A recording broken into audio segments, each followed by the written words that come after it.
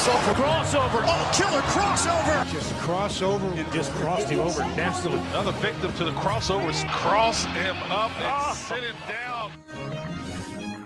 Crossover is powered by Everlevel Concrete Repair in Omaha at everlevelconcrete.com. Yeah. Got that one. Oh, yeah. Say hut. Kill.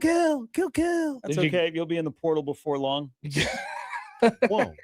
I already signed a contract. I guess that doesn't mean anything anymore. Though. That's right. Shout out to Damon Williams. Yeah, but Gary and I both agreed we'd drive Colandrea like a bad habit if he became available for Nebraska. I'd buy out that guy. If Damon Williams said, hey, Rule, I'm coming to Lincoln, hit the bricks, buddy. See ya. You know what? Definitely. Hey, yeah. So many memories of your one-day commitment to Nebraska. But what would you have to?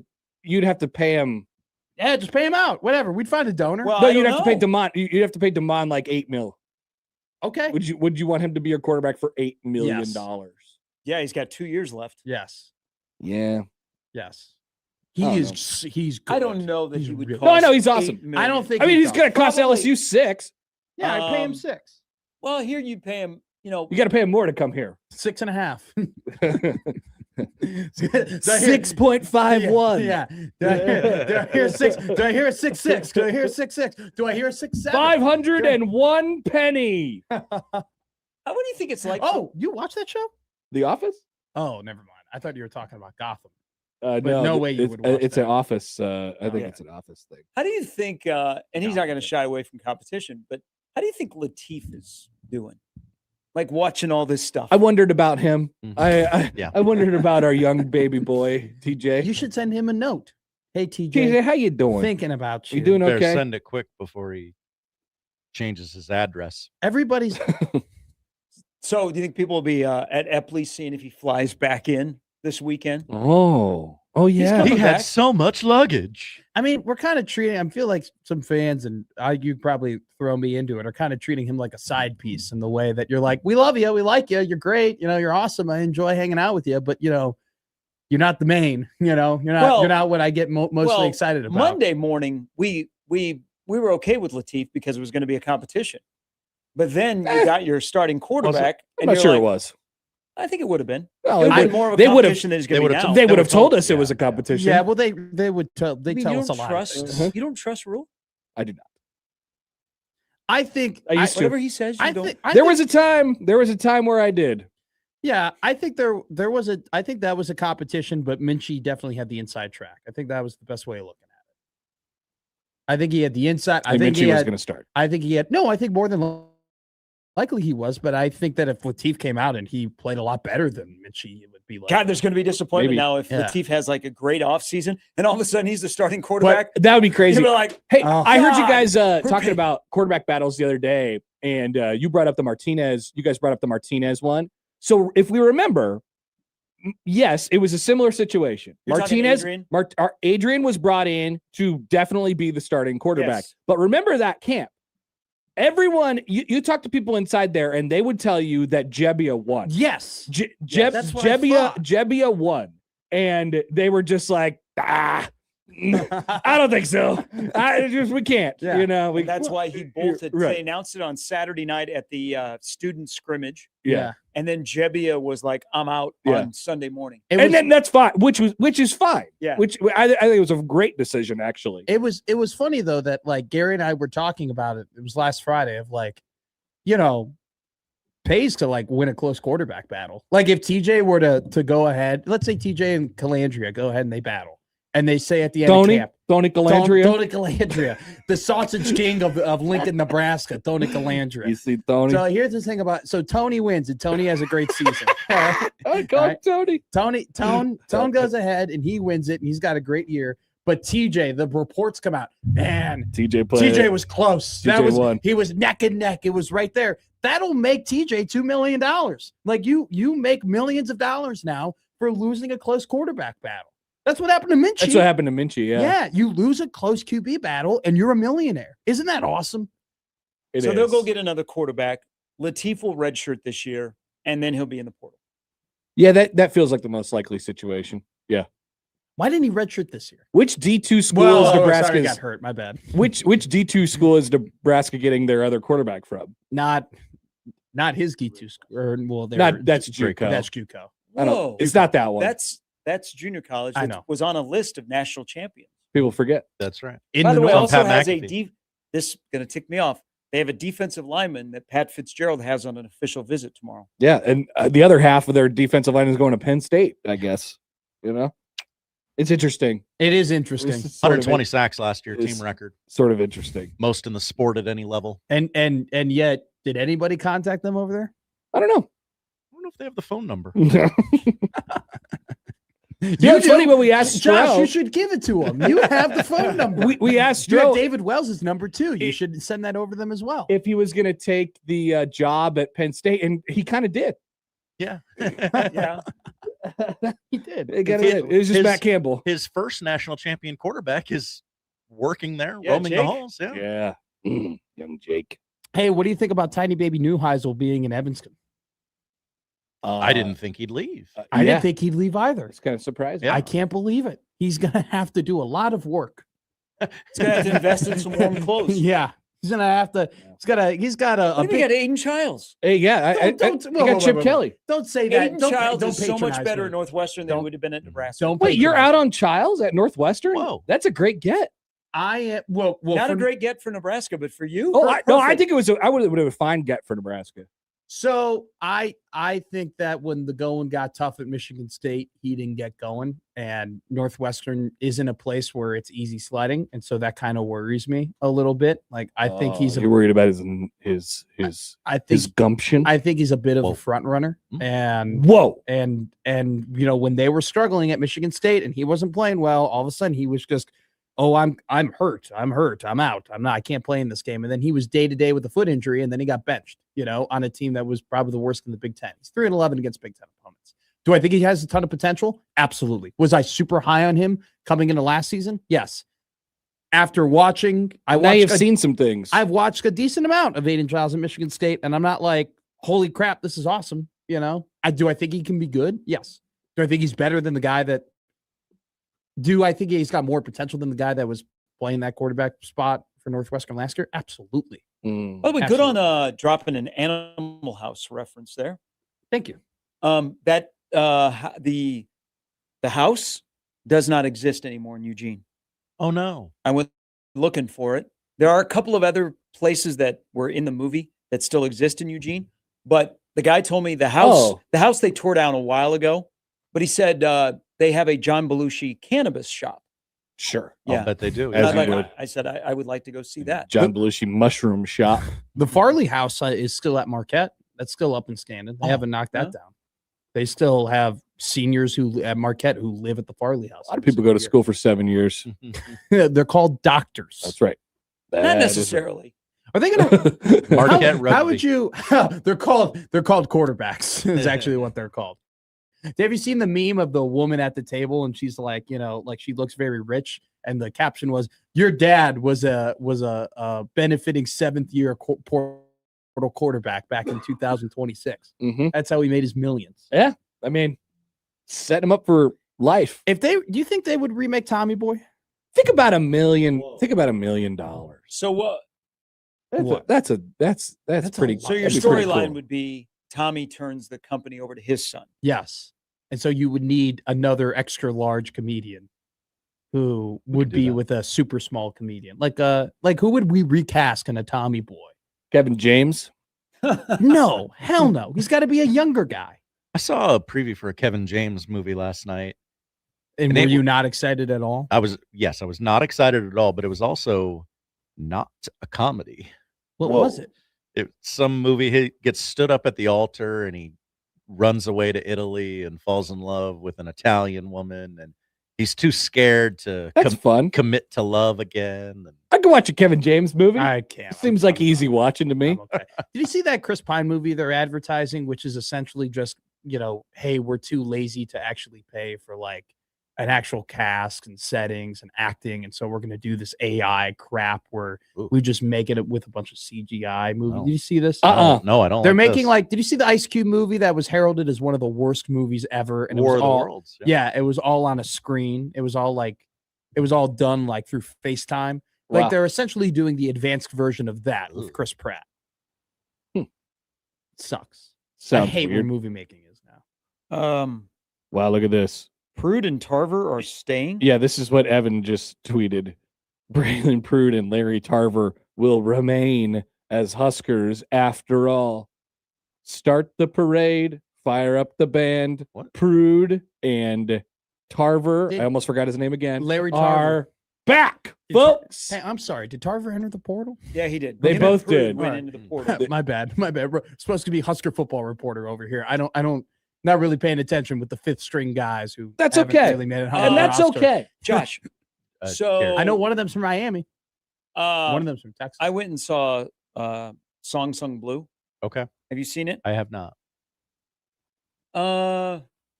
It's a little jarring, but I think it's a great movie. Okay. I'm very encouraged by some of the new movies that are coming out. Hey, Like some of the trailers, I think like so look too. solid movies. Not like, hey, this is a crazy, doesn't make sense. Like I think we could have a rebound in 2026. Yeah, 2026 looks good. I think maybe we're finally coming out of the like writers' strike and actors' strike Mhm. and Whoa.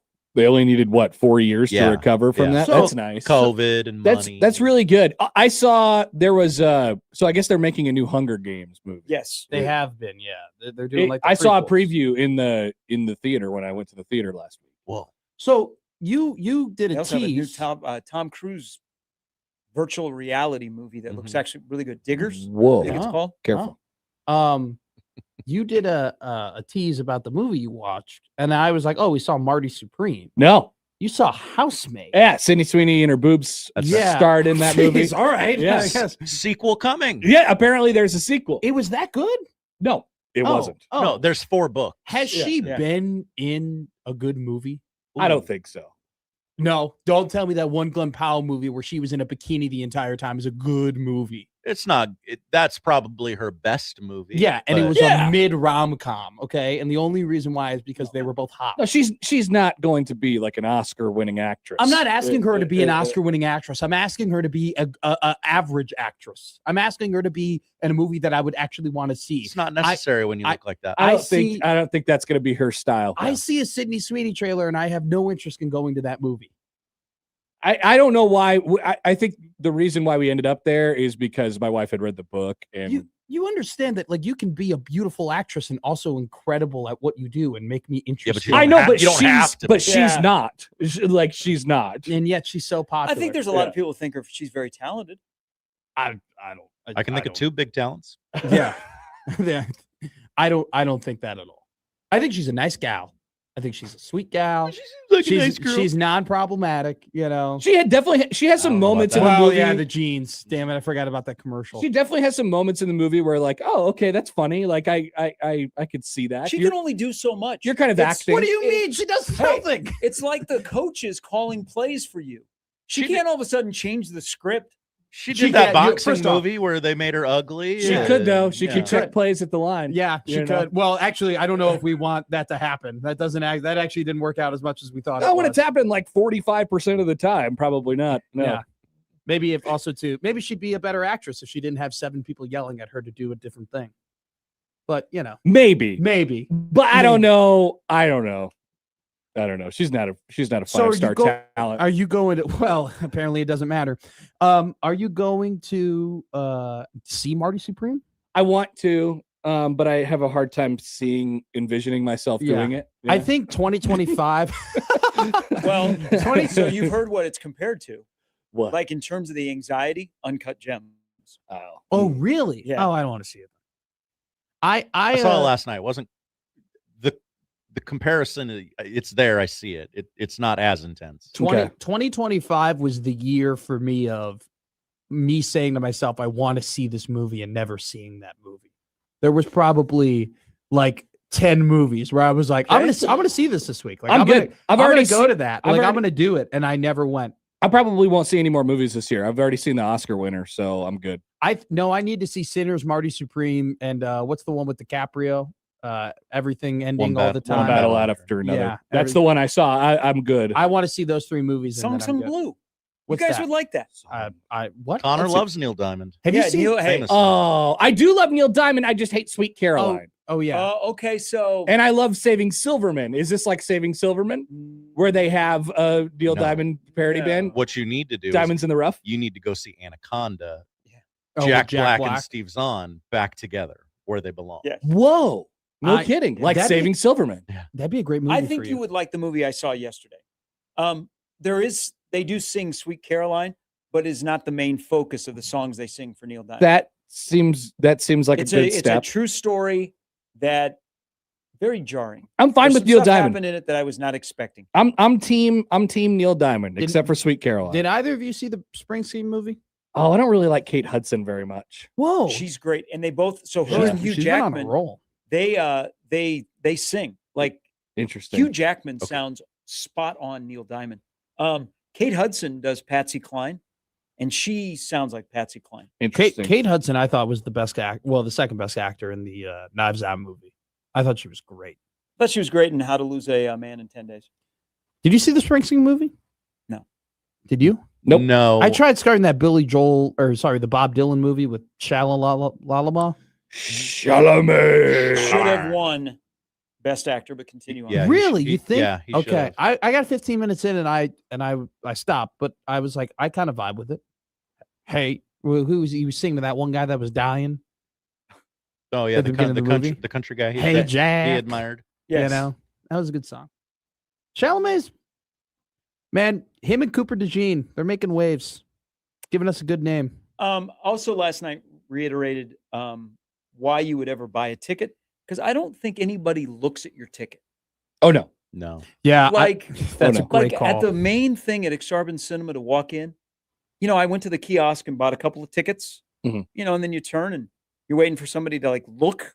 You just could walk right by them. There I was know. nobody there. And I'm like, hello. I remember when it used to be just a whole thing, the you wait in line to get the tickets, then you wait in line to get into the theater because Yes. they're ripping the stubs of the Yes. tickets. Mhm. I mean, that was Mhm. awful, but I'm nostalgic for it now. Well, Because now it's just so like, oh, I guess I'll do it on my phone, and then I'll just walk in the theater. No one will stop me. my dad used to collect tickets. and the seats recline. Everything's about Oh, everybody's and you're comfort. assigned seats.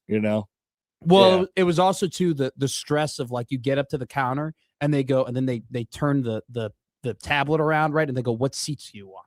You know, Oh, like, see, what do you- I'm talking before that. yeah. I'm like When this it is was a bef- madhouse, you had yeah. to get there Yeah. Yeah. 90 minutes early if you wanted get the your best seat. Yeah. First come, Yeah. first serve.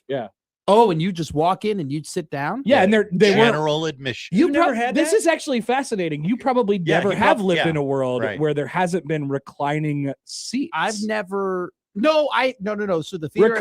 reclining / assigned. So the AMC theater that I go to does not have all reclining seats. What about assigned? Are they assigned? I've never really lived in a world where I've never bought a ticket myself and it wasn't assigned. That is crazy. Now, Wow. now I've definitely been. Young man. I've definitely been to movies. Like my dad and my mom took me to movies, like in 2006 and 2010, like when I was growing up. But they would buy it and they would take Sure. and they would pick where we're sitting. I personally have never like had to worry about getting to a theater early. Fascinating. Like I now for There's probably a reason that your generation doesn't like movies or isn't good at making them or something. No, I don't know. I just think like for us, it was always really fun. Like there was a Buffalo Wild Wings right next to our theater. I went to a lot of movies like in high school, so we would buy the tickets and then we would go to B-Dubs an hour before, and we would eat at Buffalo Wild Wings and then we Whoa. would get in to the theater. And you'd be farting in the movie Yeah, theater. essentially, yeah. But like, yeah, it was always been. Now the one time like when Avengers Infinity War, when those tickets got on sale, I was in like a queue on Fandango to like go in and get a ticket because Wow. those were. But that's kind of the only in line waiting I've done Fandango. for. Still for- exists? yeah. Yeah, I think I still use Fandango to get movie tickets. I have an AMC Really? Stubs rewards card. Hey, it's the same. Yeah. They used to print movie times in the newspaper. Yeah. Oh. They you used used to to have a call, you have to movie call a phone. phone number. Really? Welcome to Movie Phone. Mhm. Yeah. No. If I my whole entire life, if I've ever wondered what time a movie's going to be, I just go on my phone. And I look it up. God, that doesn't seem like that long ago. No. Like. You just call a phone number and say what, and they would just start Really? listing things, and you'd have to sit there and you'd have to wait for them to list your Really? movie And your theater. in your Yes. theater. Yeah, See, I'm aware of Greg like- Marcus. He was Don't- not involved. I'm aware of the fact that you guys had to wait in line for a very long time for movie theaters. I've just never had to do that ever. That's crazy. I've had to wait in line Also, to get snacks. well, how about for like video games? Have you ever waited in a No. line for a video game? No. God, those were the days too. Me and Nick were talking about that yesterday. Well, like back in 2017, like a game came out, and I was like, "Yeah, I gotta go to GameStop today." And my buddies were like, "You don't buy your video games just on your download it. console. You Yeah. don't download it anymore." So I was a GameStop rewards member forever, but The I would old- never have to like wait in line. The old NCAA football games before they took a break for a long time, thanks Sam Keller, would come out. They would always come out the week of the All-Star game, the week of the MLB All-Star game on like the Thursday or Friday. And so we would go to Gamers on 72nd and Dodge, where there used to be a Gamers, and we would just stand there and Really? wait until midnight, and then they'd start handing out the game. You didn't have a pre-order? I think you could have. There was Yeah. a time where there was an overlap, but no, we would go to the store and Yeah. So in Lincoln, it was when Best Buy was at 48th. Yeah. Not at, Yes, oh, yes, but yes. it was. So they would close Best Buy at 11:30, correct. and then they would kick everybody out of the store, and you'd have to line up. Really? Yeah. That's where I was the night GTA 5 came out. Hell yeah. Yeah. Yeah, and That's then at awesome. midnight they would open the store and they would say, courteously walk in, and you'd walk in and you'd pick up your game, go to the checkout, and boom, you're And out. everyone would be so excited Yeah. about it. Yeah. We'd be talking about the game, That's awesome. It was a great, you love camaraderie. It was Yeah, a great, that's I missed that. That's it was great incredible. So camaraderie. like what I would do though is like so I would pre-order games at GameStop. I had a GameStop card, and you could pre-order games only if you had the GameStop card. Mm. But what you could do is you could do it. This was like my first credit card, basically, where I would like pre-order a game, and it'd be like $60, and you'd have to put like a $5 down payment on it. And then like I would I remember that. I would get like, money for doing chores or whatever. Like your parents are giving you $20. And so my GameStop was about a half mile walk away from my house. So I would like get money, and then I would walk to the GameStop, 12-year-old Matt McMaster, and Pay the I would, rest. and I would give my $20 Yeah. and I would like pay it off. And then I would have to take my mom with me because she would have to like approve the game. Oh, because it was an R-rated Yeah, or game. something like that or whatever. And There my was mom would be murder. ready to pay. And they'd be like, no, it's paid. Like they would just hand me the game. She'd be like, what the hell is this? I'm What like, a time. I've been paying this off. This has been a 3-month endeavor for me. What a time. That's when I got the Watch Dogs game. It was like Watch Dogs. It was like a hacking thievery game based in Chicago. It was a dope game. If you know, you know. Hey, one game that has changed drastically. Friend of mine got for his son. Remember electronic football? Yeah. It has changed drastically. Oh, When we It used still to play, exists? yes. So he found one, and I guess it's starting to come back. But you remember, like when we played it, you'd have the little football, and you'd have to stuff it in the palm of the player. Yeah. And the players would just do circles. Mhm. Like it's a lot more sophisticated. You can The move the guy technology- anywhere yeah, now. The technology is a little bit better with the electronic football compared to back in the day. Yeah, electric. I had to teach my my little cousin how to play the electronic baseball on the little box thing on that little Game Boy looking like Mhm. type deal. Electronic baseball. Yeah, that was he the said game, man. electric football is coming back. Well- there's a little bit more people are into like handheld like tabletop type of stuff now, which is good. Mobile football games have always been popular amongst my generation. Like the tech. Coleco. Well, Madden Mobile was like that was currency. Like if you had a good Madden Mobile team growing up, Oh, wow. you were the guy. You were Whoa. it. Like you had clans and stuff like that. Like it was a deal. And now you got like You had what? clans. Like You would were have part to, of the clan. You would have to Part of the clan? You guys stop it. What was it called? I don't know. I think it was just called. You know what? Cross. Don't. Hey, that's true. And Blues Brothers, like right there by Skokie. Okay, that makes sense. Watch out. I think it was called like not Tecmo Bowl, but it was like a little like it was another like little football game, and you would just swipe. You would just play and you would swipe like this, and so you could be weird. you could be like the coach of Nebraska, and so I coached Nebraska. And You then- did? and then I like swapped over to Texas. Wow. And little Matt McMaster at the time didn't know that was a really big deal. I just thought I was going from one school to a better school Well, that definitely was the case. at the time. Yeah. We haven't had a game that's been a rage nationally in a while. What was the Flappy Bird, well Angry Pokemon Birds, Go. Angry Birds. Angry Birds, And then what was it. the farm game? Farmville. No. Farmville. Plants and Zombies. No. Or Zombie Farmville on Facebook. So Farmville Yeah. and Angry Birds On were like very similar. You probably didn't know about this. Farmville. So What the hell is Farmville? Facebook It was huge. Facebook had like an extension where it was called Farmville, and you made You just farmed? the best farm. You made the best That's farm that embarrassing. everyone was playing Farmville. That is But ridiculous. It was they tried to add a social aspect to the game, and it would be like, hey, Connor, you're my friend on Facebook. Would you like to Help me work on the farm. Would you like to work my tomatoes for an afternoon? You would work other people's till. You could. I don't think I ever got that far. I did play a little Farmville, And but I only worked on my own farm. So you'd always get notification. Would you yell at your friend, be like, "Why isn't the wheat harvested? What are we doing here?" Oh, it was it was real a serious rage. business. Yeah. It was I've never heard of this before. That's Farmville. wild. That And was- then Angry Birds came and went pretty quick. yeah. No, I think Angry Birds had It's still some around? No, no longer. Now, Angry Bird, Flappy Bird. Flappy Bird, Angry Birds had a little bit of a resurgence back in like 2019 because they added like you could get trading cards, like you could upgrade the birds and how good the birds were, and so it became like a competitive deal. But then I've had 2 movies. Angry Birds had a Yeah. little bit of staying power. It definitely had some staying power. It did have 2 movies. That's crazy. Flappy Bird, Angry Bird, Pokemon Go is a good one. Yeah, that was probably the last big one. No, Clash of Clans and Clash Royale are still very big. Oh Those yeah, are- the that's- kids do play that stuff. That's Yeah. Clash But Royale. I'm talking like adults playing a video game. Probably NCAA 14 during COVID Yeah. was probably like the last time we had a resurgence. Man, Like Farmville was a rage. Farmville was. Farmville Never was heard of everywhere. Farmville was happening. you guys, I guess none of you guys were too old to be in Oh, it. I and- know what the last one was. Wordle. Yeah, Wordle. Everyone was doing Wordle. or the grid, or the Immaculate Or Grid. the Immaculate Grid. No, Immaculate Grid is still around. That counts. Yeah, but it's past its prime. It's past its prime. Yeah. Oh god, I You remember. think so? And Dude, not I had- everybody's doing the They've grid added, anymore. they've added more than baseball. I had Yeah. Kevin Suits in Lincoln, working at 10-11, like sending me like every single day, sending me his grid. Like we would not. Check out my I grid. was done. I get the daily email of all 4 sports. I was I done. love it. I was done working with Kevin. Should we do one today? And literally 6 months later, he Um, would send me his grids. Or you know what came and went? Was it Sporkle? Sporkle. I had the Sporkle app downloaded Wow. Sporkle. Well, Scott Frost was doing Sporkle more Yes. than he was coaching football. and playing on the PS4.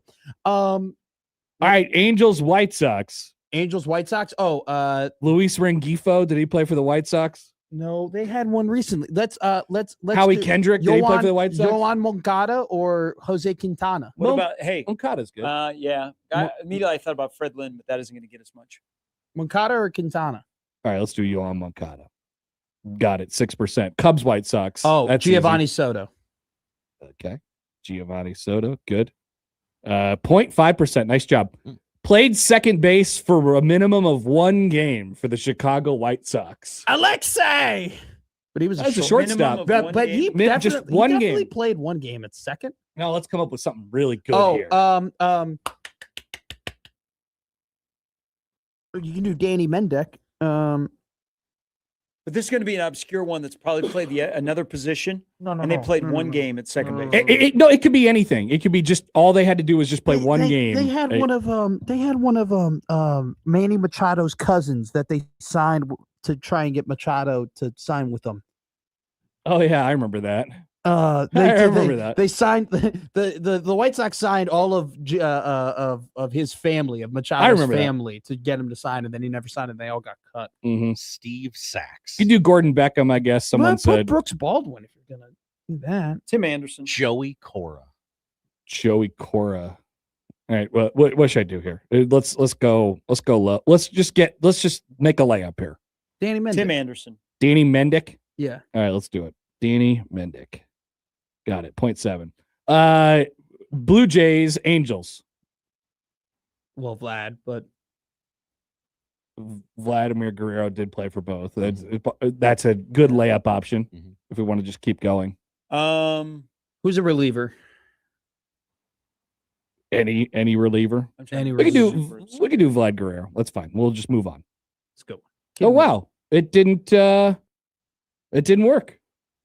Did he not play? He didn't play for the He Blue didn't Jays. play for Expos. Toronto. He played for the Expos. Expos. Yeah. Idiot. We lost. It's over. Jeez. Wait, all of you were there, and you were all in agreement. No, with you it. said it. You said it. You started it. His Yep. son has really clouded Yeah.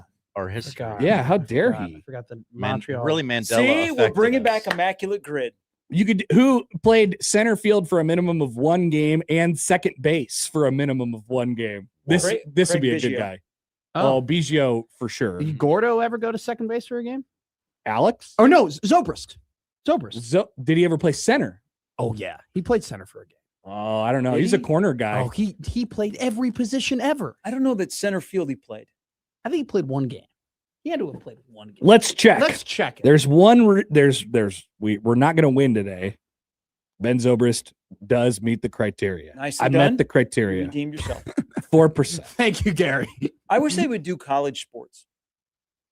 I do. Ooh, that would be fun. Well, for the NFL, Now with the transfer portal, you Yeah. really could. Who quarterbacked They at could. Michigan State and Northwestern? Nate Childs. And several other people. I was trying to think of it. Is there another answer to that question? Yeah, we did. Brian Lewerke almost came to Northwestern. That was we were very close to getting him at one time. Remember Brian Lewerke? There's a lot of Nebraska, Kentucky. You could do Dante Dowdell. You could do Wan'Dale Robinson. Courtney Love. Hardly Gilmore. Hardly Gilmore. Never played a game for Nebraska, though, unfortunately. Almost. Almost Kenny Minchie. They do it on the NFL. When you do the NFL grid, they'll put a college team there sometimes. Like they put a Kansas Jayhawk there That's one cool. time. That's a good idea. You know, they probably could do that for like they could put like Arizona State for like baseball or LSU or Vanderbilt.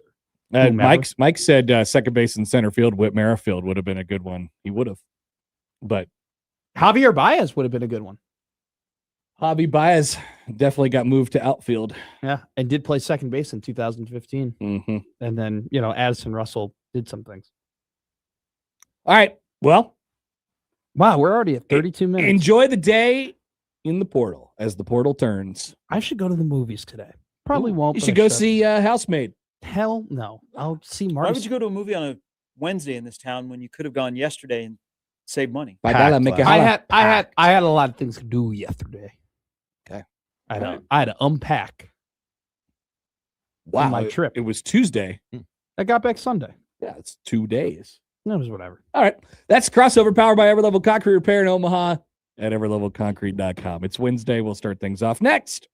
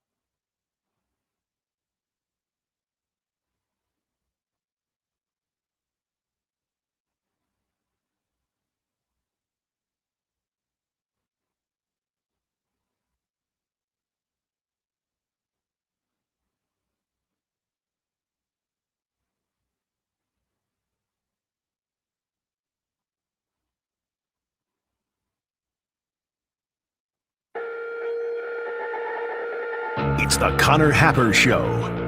Are we sure we want to do this? Could you, make an announcement that we're ready? It's the Connor Happer Show on 1620, The Zone. All right, welcome in. Happy Wednesday. It's the Connor Happer Show. You're on 1620 The Zone and on 1620thezone.com. Connor Happer and Josh Odson with you. Good morning to all my friends out there. We're watching the Barstool show on FS1 right now, and we were all trying to find out, well, just me and Josh in this room, trying to find out which one of them is Connor. You were correct, by the way. Yeah, it could have been any of them, but the odds-on favorite was the guy with the red hair, the slick-back red hair. And looks like I was right. So welcome to the show, everybody. Robin Washut's going to join us in just a few minutes. That's Robin Washut from Husker Online, Scribe of the Year. That's Robin Washut. That's right. Put some respect on his name. Look at that. And Mitch Sherman coming up at 11:30. That's the lineup. Powered by the referees at John Higgins Weather Guard. Also, it is Wednesday. I have an opinion, and in this case, I means you. We have Creighton basketball tickets for the St. John's game. Hello. So, could potentially be one of our best I have an opinion giveaways of all time. And that's a pretty hot ticket. You could be part of the crowd that kills Rick Pitino. Finally murders Rick Pitino, right. Or makes him, go over the edge finally. Uh-huh. He always is talking about how much he wants to kill himself. So, we can. I want to kill myself, jump in the cold and die of frostbite. Although I don't think he'll have that option on Saturday afternoon. But you could be there if you just submit an opinion to us. Here are some ways where you could do that. You can call or text 402-951-1620 on the Prairie Flower Casino Zone hotline. Tweet at Happer Show, at Connor Happer on the Twitter feed. Email Connor or Josh O at 1620thezone.com on the Equitable Bank Zone inbox. And we say good morning to the YouTube crowd today. Hi, everybody. Jimmy says, nice hats. Yacht Rock Boys. That's damn right. It's a good hat. I'm just going to wear this hat. I wish it, the only thing, I'm not trying to be picky. It's just there's that point right there. There's a high crown. It's a great hat. I love it. I wouldn't change anything about it except for that, if I could. But I'm happily accepting this Yacht Rock 1180 hat. You know what we should do? We should during the break, I'll go out and I'll check what song's on and I'll report back. And we'll do that just every segment. Good bit. Throughout it'll allow me to get my steps in, and we could do that whole thing. Today, elsewhere, outside of the segments that are full that I just mentioned, Nebraska, we're doing it again. They got a quarterback, and he is signed. This one's for real. Well, as if being signed means anything. In theory, it's a good thing. But as we saw yesterday in college football, maybe it is not the nail in the coffin that we once expected it to be. But it is almost certain that Tony Colandrea is going to be Nebraska's quarterback. He's a little spark plug. I like him. I'm hearing this. Throwing caution to the wind, old Tony Colandrea is. And I like it. I like it a lot. We'll tell you, we'll get more into that coming up in just a little while. John Harbaugh got fired. That's kind of crazy. NFL teams are going to line up to hire that guy. We told you on Friday, loser of that Sunday Night Football game gets fired. Yeah, I saw the meme of it was the field goal angle, and it was the field goal post in the middle. On the left side was Tomlin fired. No, on the left side was Harbaugh fired. The middle was Tomlin fired, and then the other side was Harbaugh fired, and we just happened to hit that right side there. Harbaugh fired. Yikes. There was a lot riding on that game for how crazy that was in the last few minutes, and then it come down to a missed field goal is pretty funny. And we'll talk about what that means a little bit later on in the show. Damon Williams goes to the portal. We have seen, and it gives more people the excuse to say, I think college football might be broken. Josh, I wonder if you were watching all that last night unfold and you were thinking to yourself, my God, can these people just find a new slant? Can they just stop saying that college football is broken? College football has a problem. Kids How dare kids want money? And How dare them? No, it's not that anymore. People aren't mad at that anymore. I'm saying in the majority sense. Okay. People aren't mad at the kids for taking the money anymore or for signing contracts and then abandoning those contracts. They are mad at the adults who have put the kids in the position to be able to consciously do that. Hey, let's do this, but not create any rules. Correct. Or anything. Yes. And they'll say yet again, college football is broken. They're right, but nobody is offering any solutions. Creighton at Villanova tonight. It's a big one. First game since February 1st of 2020 between Creighton and Villanova that will not feature either Ryan Kalkbrenner or Eric Dixon.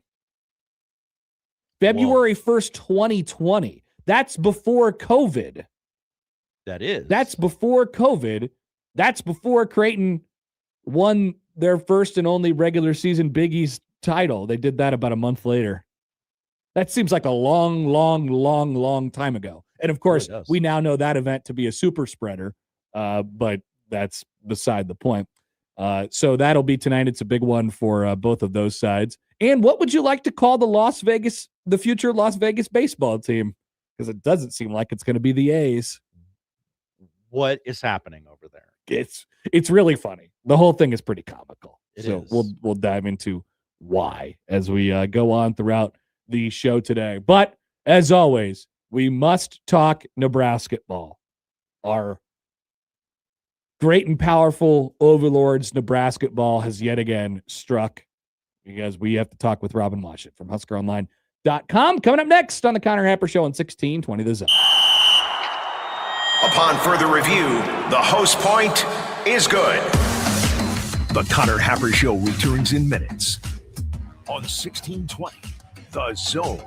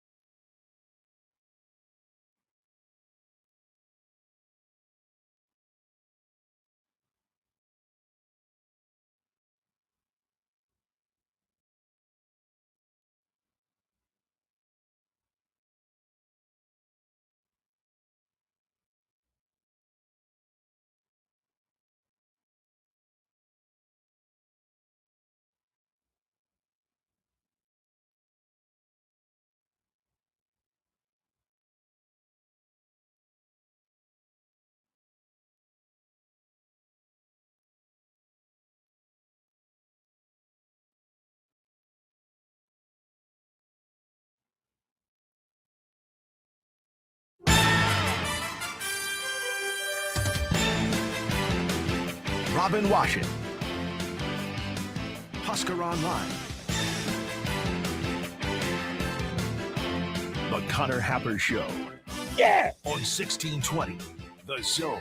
Oh, man.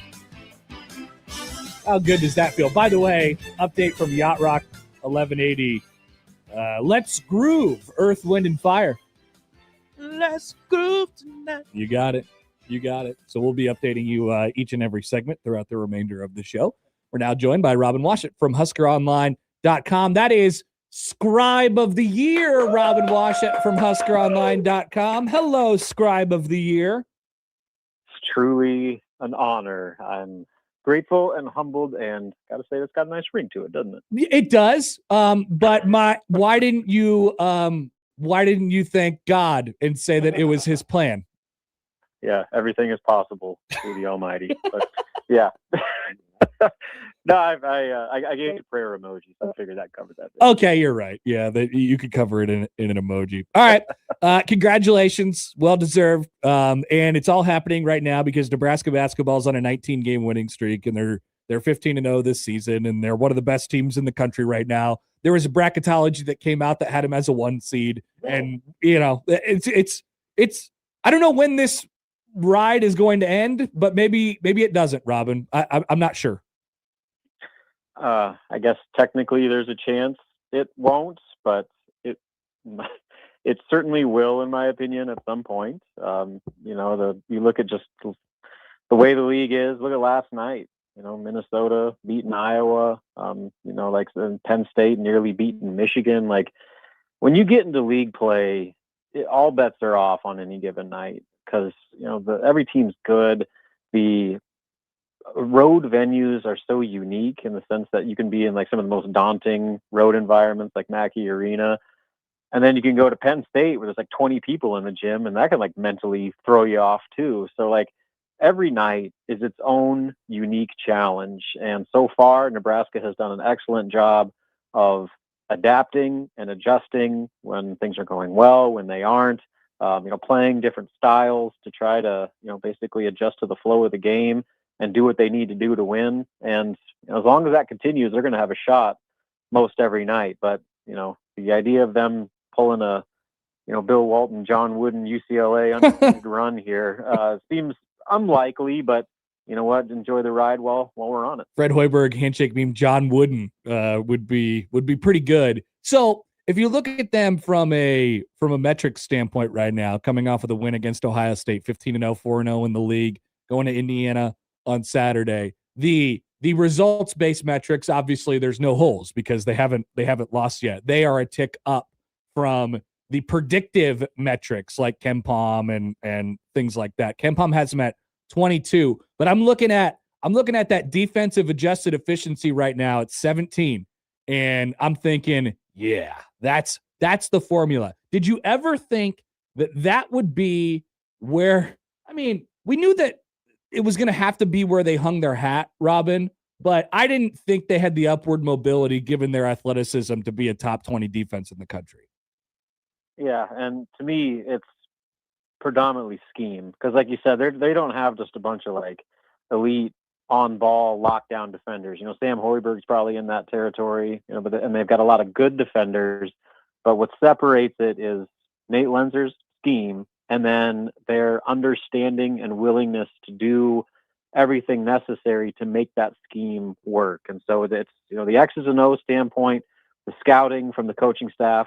But then the next layer and the separator this year is that no matter who is on the floor, everyone is completely bought in and doing their job on that end of the floor. And so when they're active, they're deflecting passes, they're challenging 3-point shots, and then combining that with their kind of baseline defense, that's caused a lot of teams problems. And you see some of these high octane offenses that are getting put in check a little bit by the way Nebraska is defending. And so that's where it starts for them, because as we've seen, the shooting can be erratic. There's going to be nights when they set the nets on fire, and then there's going to be nights where there's a lid on the basket. And the one way that you can combat that is elite defense every single night. You go back a year ago, that was the only way Nebraska could win, is if they played elite defense. Now They have the offensive firepower and that level of defense And that's why they're 15-0 right now, is because of their commitment on the defensive end of the floor, even when things have been a bit up and down offensively. I think the most impressive thing is how they've threaded this needle, Robin. I want to get your thoughts on this. Like you said, the defense, which has been known over the last couple of years with Lenzer's system as it's sort of a scramble drill defense, right? You're probably going to give up a few more open shots than you're comfortable with giving up. But as long as your closeouts are good and you're there on the rotations, then you're going to have a chance. Unless the other team is just making an ungodly amount of threes. But it's a scramble drill defense. It's a hair on fire defense. But you combine it with their precision and their execution and their calm. It is, it's like a machine to watch. I mean, I think it's really impressive how they've built it that way. Yeah, I think the other separator too is they actually have some post depth now too, where you have Rink, you have Berke in the post, so that post double team is more of a luxury than it is a necessity. So guys don't have to commit so much to trapping the paint and defending the rim, because they have a really good paint and rim defender in Berke. Rink is a big guy who can hold his own more often than not against a lot of bigs that they faced. And so you combine that with the way that they're it's the closeouts are a big part of it, and the only way that works is if the effort is there. When the closeouts are slow and they're not rotating, then that's when you get all those cross-court wide open threes that burned them basically for about 3 months of the season last year. And so that's been the difference there is, it's the scheme. Personnel has a lot to do with it, but it always comes down to effort with this system and the way that they have to defend. And when you're getting the effort that they've shown thus far, that's why they are so good, because you're challenging the threes, you're not giving them the wide open looks, and all the while you're taking away the paint as well as almost any team in the country right now. Robin, I said when we talked about the game from Friday on yesterday's show and on Monday's show, we talked a lot about Frager, and I feel like Nebraska's had guys sort of like that before that could just put the ball on the floor and get a bucket, and they're creative and things like that. But I feel like he is arrived at this right time to be able to develop and still be able to play his game as well. How important of a piece is Braden Frager in this world where everybody else on the floor their roles are so clear, and Frager is just kind of allowed to do his thing and be that guy. And doing his thing is his role. He's the one guy that has the athleticism, the size, the strength to put his head down and muscle his way into the paint and force the issue at the rim. And you go back to the Ohio State game, that was the difference. Was Braden being aggressive with the ball in his hands and attacking the paint, drawing fouls, converting and ones, and finishing at a high level at the rim. There's just not a lot of guys on Nebraska's roster that can do that with that frame and with that bounce and athleticism. And so he's a unique piece and a critical piece, because again, you've got all these guys that can do a lot of different things offensively, but there's really not one guy on the roster that can do what Braden Frager does in that regard. And then the other X factor there is he's got a little bit of you can call it swagger, cockiness, mean streak, whatever it is. And Nebraska's done a great job of building a culture of just a bunch of really good dudes, but you need a little nasty. And I think Braden has kind of brought a little bit of edge to this team, where he's the guy that's going to get in his opponent's head and talk and get guys off their game. Finger scissors, finger guns. Yeah, and you look at all the great teams. But every great team has that guy. Golden State was full of a bunch of great dudes, but they had Draymond. They had the guy that was the Bulls teams with Rodman. Those types of guys. Not saying Frager's on that level, but he has a little bit of that. This is the old saying, quote unquote, dog in him, where he's not afraid to mix it up and talk his talk, and then his play. The best part about it is backing up what he's saying out there on the floor. So again, I mean that the most complimentary way, that sometimes every great team needs an a-hole, and when it comes on the court, in between the lines, and all that stuff, Braden's probably the best thing they have in that way. Is there a kind of team that you feel like would give them, just in the way that they're set up from a personnel perspective, that would give Nebraska the most sort of issue just in the way that they're set up. Because I think they've proven at this point that they can deal with just about anything that gets thrown at them. What feels like the tallest test in terms of personnel that they could face? I mean, just sheer athleticism. So I look at Yep. Michigan's a problem for any team in the country. So that's a kind of an easy example, but a team that has that NBA level athleticism where, Nebraska doesn't have a guy that can guard Yaxel Lemonberg one-on-one, but very few teams do. So that's an easy answer, but I'll kind of localize it here a bit and say Indiana is a team that shoots the leather off the ball sometimes. And, when we talk about Nebraska needing to have that effort defensively, teams are still going to have open looks when Nebraska, with the way that they defend in the scheme, where it's a take away the paint first and then close out on the perimeter.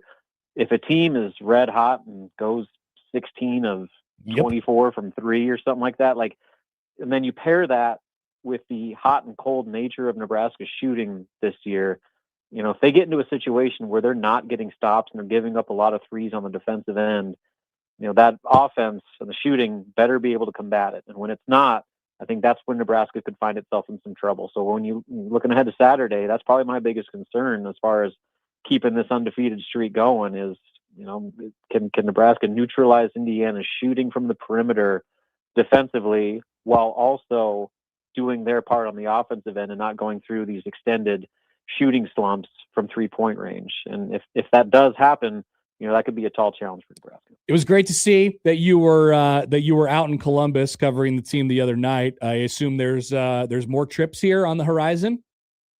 Yeah, I've always said that if Nebraska justified it, I'd travel a lot more for basketball. And well, here we are, top 10, undefeated, and I'm officially booked for every road game through January.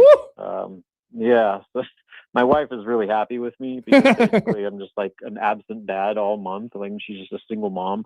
But February, I'm looking forward to that because that's when the schedule kind of flips and it's a lot more home games.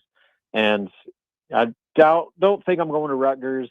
I'm right now not going to the LA games because that would require probably a week out in California right before the Big Ten tournament, right before the NCAA tournament. So in the effort to just preserve my marriage, I'm holding off on those right now. But tell you what, man, if Nebraska's competing for a Big Ten regular season conference championship, hey, maybe LA's on the table. We'll see. But one game at a time. Got to go to Bloomington first. Awesome. Robin, appreciate it as always. Congrats again. And we will talk to you soon. Sounds good, man. See you later. Robin Washut from HuskerOnline.com. Scribe of the year. Scribe of the decade. Scribe of the century. Whoa. Some people are calling him. Indiana on the road on Saturday for Nebrasketball. Ken Palm. What's your little Ken Palm thing you say? 76-74. Hoosiers. Hoosiers? Yeah, they'll probably go into that game again as just ever so slight underdogs. And we'll see how it turns out. Disrespect running rampant through kenpalm.com. Yeah, once again, we said this yesterday, but people got to... It's okay. It's hard to win on the road, first of all. I know people say that too much. For some teams. Once again, I said this at the beginning of the Robin interview there, the predictive metrics are going to be just a little bit lower just because Nebraska's offensive, the offensive efficiency numbers just aren't as consistent as they are on the defensive efficiency numbers. Their margin for error is smaller than a lot of the teams who are also in the top 10. Their resume-based stuff, it's great. Obviously, it checks out completely because they literally haven't lost a game, So the actual results-based metrics are always they're going to be higher on them at this point in the season. But fear not, you're in the club. You're part of the cool kids club. Everybody views Nebrasketball as a top 4 seed contender at this point, and that's what matters. So Indiana coming up on Saturday. It's cool. I'm glad that more of the local scribes are making their way out to Nebrasketball road games. I felt like they've always, felt like that was always something that should have happened, to be quite honest. Should have been happening, yes. It Glad happens. it is now. Better late than never. All right, let's take a quick break. We'll be back 11:00 hour. We'll talk about new Tony, quarterback Tony, on 1620 The Zone. But first, football season is in full swing, and however you'd like to get on the action, you could do it on Underdog right now in Nebraska this season. You can make team picks and player picks. Just download the app, sign up, and you'll get $75 in bonus entries when you make your first $5 fantasy entry. Using Underdog is easy. Just pick whether your favorite team will win or if your favorite players will go higher or lower on stats like touchdowns, receiving yards, interceptions, and more.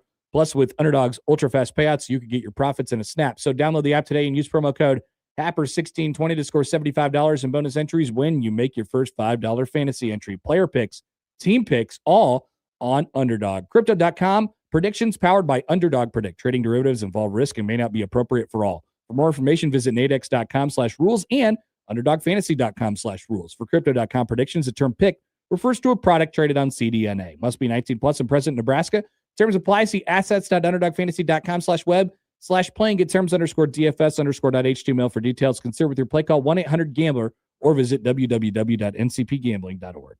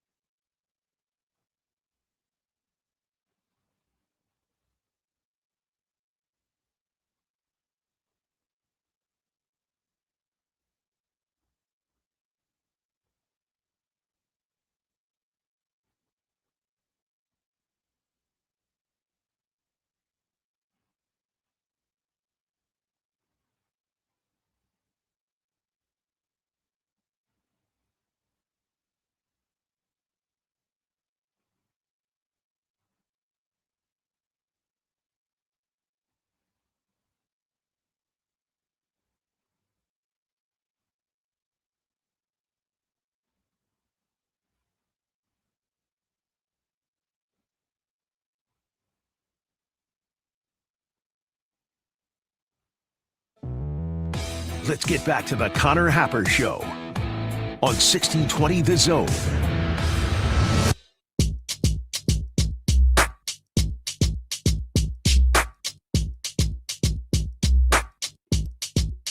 Quick trivia for the listeners out there. So the song on 1180, when I was just over there, probably still right now, Baby Come Back. Baby Come Back. Sure, yeah. Who sings that song? Oh, I have no idea. I thought I knew. I was like, oh, it's one of like three bands. You know, I know what that sounds like. Baby Come Back. That's right, Clarence. Good, nice job. Player, a band called Player, which I honestly have never really heard of. Play on, playa. Yeah. This will be good. It'll be good for my yacht rock, trivia that I do in my head. It's actually not the same three artists. No, it's not. It's not just like Hall & Oates. Hall & Oates is definitely the first one that came to my mind. That's right. So we'll see what is up next. So far, we've had Earth, Wind, and Fire and Player. Good mix. As Rusty Kuntz would say. Mitch Sherman is coming up at the bottom of the hour. Don't forget to get your opinions in for I Have an Opinion coming up at noon. And we have Jays tickets on the line. Jays, as the people are saying.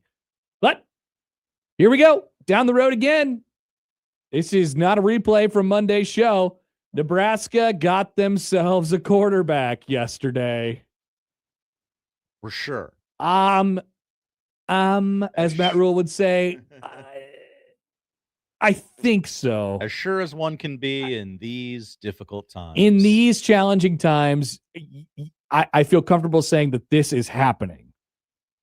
All right. But I also reserve the right to say, whoopsie daisies. And that's what Anthony Colandrea, or as I'm now calling him, Tony Colandrea is Nebraska's quarterback. He's transferring in from UNLV. He was the 2025 Mountain West Conference Offensive Player of the Year. Dan Mullen coached him up. He and sometimes he says whoopsie daisy. He does some turnovers sometimes. Okay. Are we comfortable with this? This is a very, in my opinion, now we don't have the knowledge of exactly what Minchie was going to become as a college football quarterback, just because he hadn't played really at all in his 3 years. But how Minchie read to me was a sort of, polished, comfortable, like, not going to put the ball in harm's way, still has the ability to scoot and get out and make plays and stuff like that, throw on the run and all that stuff, but very much inside of the quarterback box. You know what I mean? Mm-hmm. That's kind of how I viewed Minchie. Elite 11 guy, there's a certain polish and there's a certain look to those kind of guys. This is not how I view Tony. Tony, Nebraska's new quarterback, he's a little spark plug. He is not from the conventional quarterback, school, right? He did not graduate from the Harvard of quarterbacks. It does not seem like. That doesn't mean he's not good, but I just think there is a certain sort of outlawish, like rugged kind of nature to his game. He's a little guy. He's undersized. He's a 6-footer, right? But watch him play. Watch his not just his highlights. Like he is an energy giver. And I got to be honest with you. We could date this back for months now, Josh. How long have I been saying I felt like this program is dull? I feel like they need a spark. I feel like they need a juice giver, an energy giver. About halfway through the season, I think we started. Yeah. Like, hey, things are kind of boring here. And so I think Dylan was that. Dylan was very much inside the box as a quarterback. I think too far inside the box, and to the point where he was way too risk averse. And I was worried about that a little bit with Minchie.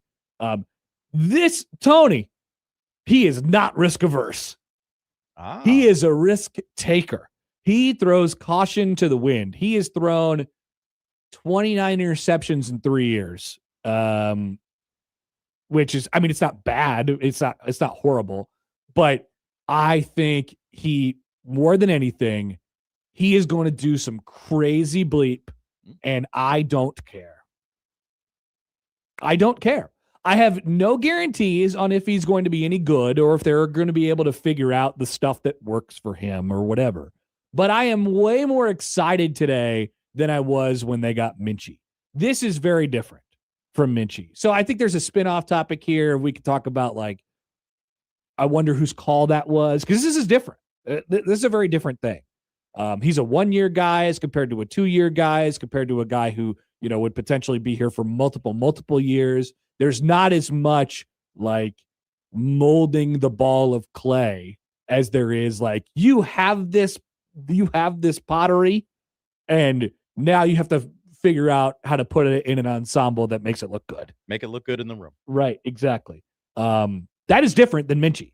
I think they viewed Minchie as, well, I would have viewed Minchie, the guy who's never played before, as a little bit more of a ball of clay. What do we turn this guy into? Like, we can't just turn him loose right away.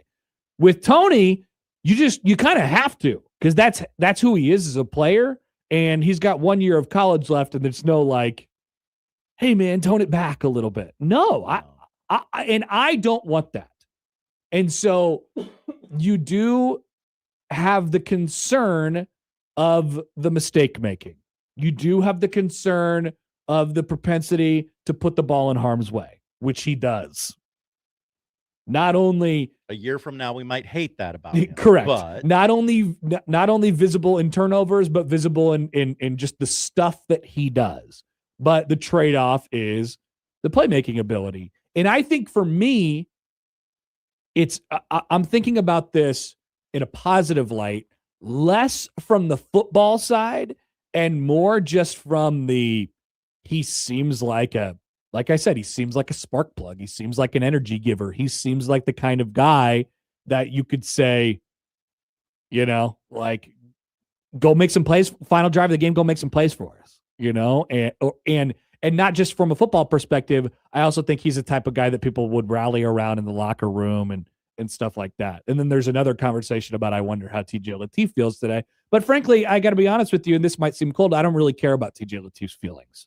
He didn't do anything to hurt me or anything like that. But I think this is what Nebraska needs.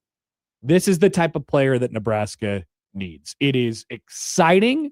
It is certainly a risk from the turnover perspective, from he's going to make some mistakes, but I just think the energy that a player like him brings is going to far outweigh the potential mistakes. I'm sick of watching quarterbacks being risk averse. Yes. I'm sick of it. The last guy to not be risk averse, Adrian ended up being risk averse at the end of his career. Certainly in the middle after, there was a lot of stuff going on, but Adrian got benched, and then he came out of the woodwork again. And, it's like he was born again, but he was completely risk averse. He was scared. He was scared to make plays. And that was the reason we loved him so much at the beginning. But Casey Thompson was not risk averse. He was not scared to throw the ball into harm's way. Yeah. And plays were made because of that. He was not afraid to huck it and chuck it deep to, to Trey Palmer. Trey Palmer down there somewhere. Bleep it, right? And there's just been a few guys, and so over the last several years, decade, whatever, of Nebraska football, that have not been like that, but have been a little bit too risk averse, and this is not that case. I'm excited about it. A name has come up in the chat quite a few times as a comp. Okay. Hit me. Diego Pavia. Oh, okay. Now, I don't know what Tony's like as a person, but if he's anything like Pavia, I'm out. But football playing, I enjoyed watching him play football. Yeah, as a football comp, that's what, just kind of cocky, has the self-confidence, whether it's earned or not, of I can make that throw. I'm just sick of watching quarterbacks just go out there and very clearly, maybe not starting their careers this way, but eventually being scared into doing stuff. 4-yard slant, being 4-yard scared into making throws. I don't know if I can throw it 10 yards downfield. Somebody might tip it. Somebody might intercept that ball. I mean, and then I don't get drafted, and then my whole life's over. Well, that was definitely the case with Raiola. I was, people go back to that Illinois game, that Friday night game in 2024, and like how bad it ended up being after he missed that throw to the end zone. And I think the game after that, I want to say the game right after that, you could check this, was the Rutgers game. And Nebraska's trying to close out Rutgers. They ended up winning that game. But was that the game that was 14-0 for a long time? And I think it ended being like 14-7. He turned down like this easy first down throw that would have iced the game for Nebraska and got sacked. And I'm just like, uh-oh. This guy is scared. He is scared to make throws. Out of fear of throwing an interception. And I think that probably comes from, what they were preaching at the time. Like they thought they had a strong defense, and it was like, look, listen, we can't turn the ball over. Just don't do get it. us killed. Just eat it and get sacked. Right. And now I think the message to this type of player, Tony, is it should be go be you. Go be you. It should be go be you. I don't know. I think there's a lot of stuff going on as far as what the offense is going to look like. But I hope that's the message to Tone. Old Tone. I'm excited about this, Josh, if you can't tell. T-Dog. Tone? I am... I'll put me in the cautiously optimistic. Oh, you were cautiously subscribing? Yeah. Seems like a better fit than any of the names we said yesterday. Quarterbacks from UNLV, and he was in a quarterback battle with Alex Orgy. The Orgy Man. The Orgy Man. He won the orgy, and he beat the orgy. And you can do that in Vegas. Exactly. Very cool and very legal. And won out that job and ended up having a really good season this year, obviously Mountain West Offensive Player of the Year. And, the quarterback there, I always forget there might've been one gap quarterback before that. But the most notable UCLA quarterback before that was Jade Mayava. Oh, they ran like a ton. And this guy, Tone, had 600 yards rushing last year. I mean, he was the focal point of their offense. He was the centerpiece of their offense. We know how Dan Mullen likes to run his quarterbacks. So I can't wait to see what atmosphere they sort of create with him, because I think, and it's an incomplete picture right now for Nebraska offensively. We don't know what the running back thing's going to look like. We don't know what the wide receiver thing's going to look like. There's the offensive line. I think we have a pretty good idea at this point, but there's some playmakers to be added still, guys who are going to have the ball in their hands next year for Nebraska. But I think you add them with the connotation, with the note of, like our quarterback is our playmaker. Our quarterback is the sun, right? And everything kind of revolves around him. It is dangerous. And like you said, Josh, I think it's a really important thing to note. Like, there's a pretty decent chance that at the end of this season, we're going to be like, oh, that guy turned the ball over too much, and they were way too quarterback centric, and they put too much on his shoulders and stuff like that. It just collapsed around him. Like, that is a very likely negative end of the season conversation for next year. But like I said, right now, I'm going Oppo. I'm just sick and tired of watching scared ass quarterback play. I'm sick of it. And I think that messaging comes from the coordinator. It comes from the head coach. It comes from I'm just sick of that. And so this is who he has been, is definitively not that. And I'm excited about that. Now, it's still all about the position that you put him in. Michael Severe had a phrase, and I can't quite remember. Was it functionally mobile? Functionally mobile sounds like a thing that Michael would say. Yeah. This Tone seems to be functionally mobile. Oh no, I think he's straight up mobile. Yeah, I think he's a T-Mobile? little. Yeah, that's what we could call him, T-Mobile. He's a little jitterbug, man. Yeah, he's like, his game is very, like, this is the best possible result for this. Like, but he won't run for as many yards as this person did, but like he's got the Manziel stuff,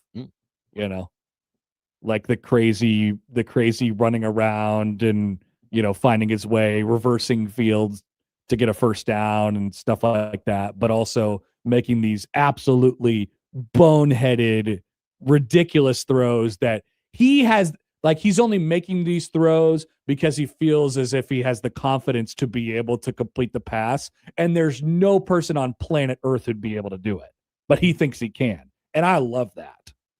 I love that. And I think that rubs off on the rest of the offense. Just looking at his game logs right now. I like what I see. Yeah, the stats paint one picture, and then I think the tape paints another one. I remember dipping into quite a few UNLV games this year. UCLA. Oh, they were a big time Mountain West late night in the Mountain West. Yeah. I'm excited to get Brunson's opinion on this tomorrow. The two, I know I watched portions of the two games they lost in the middle of the season. Yeah. Played in the bowl game. Yep. Scooters bowl game, by the way. Wasn't there? I said this on the podcast this morning, and I can't remember if this was like I said it, and then I thought maybe this wasn't true. Was there a weather situation in that game? Because they played Ohio. Good question. I felt like it was ass weather. Because he had a bad day. It looks like it. He didn't run for very many yards. It was a very low score. Let's see. Maybe we can get some pictures or something. Scooters Coffee Bowl. It looked like it was maybe cold. They dumped coffee all over that coach, though. Pretty funny. Don't do that. Yeah, it's disgusting.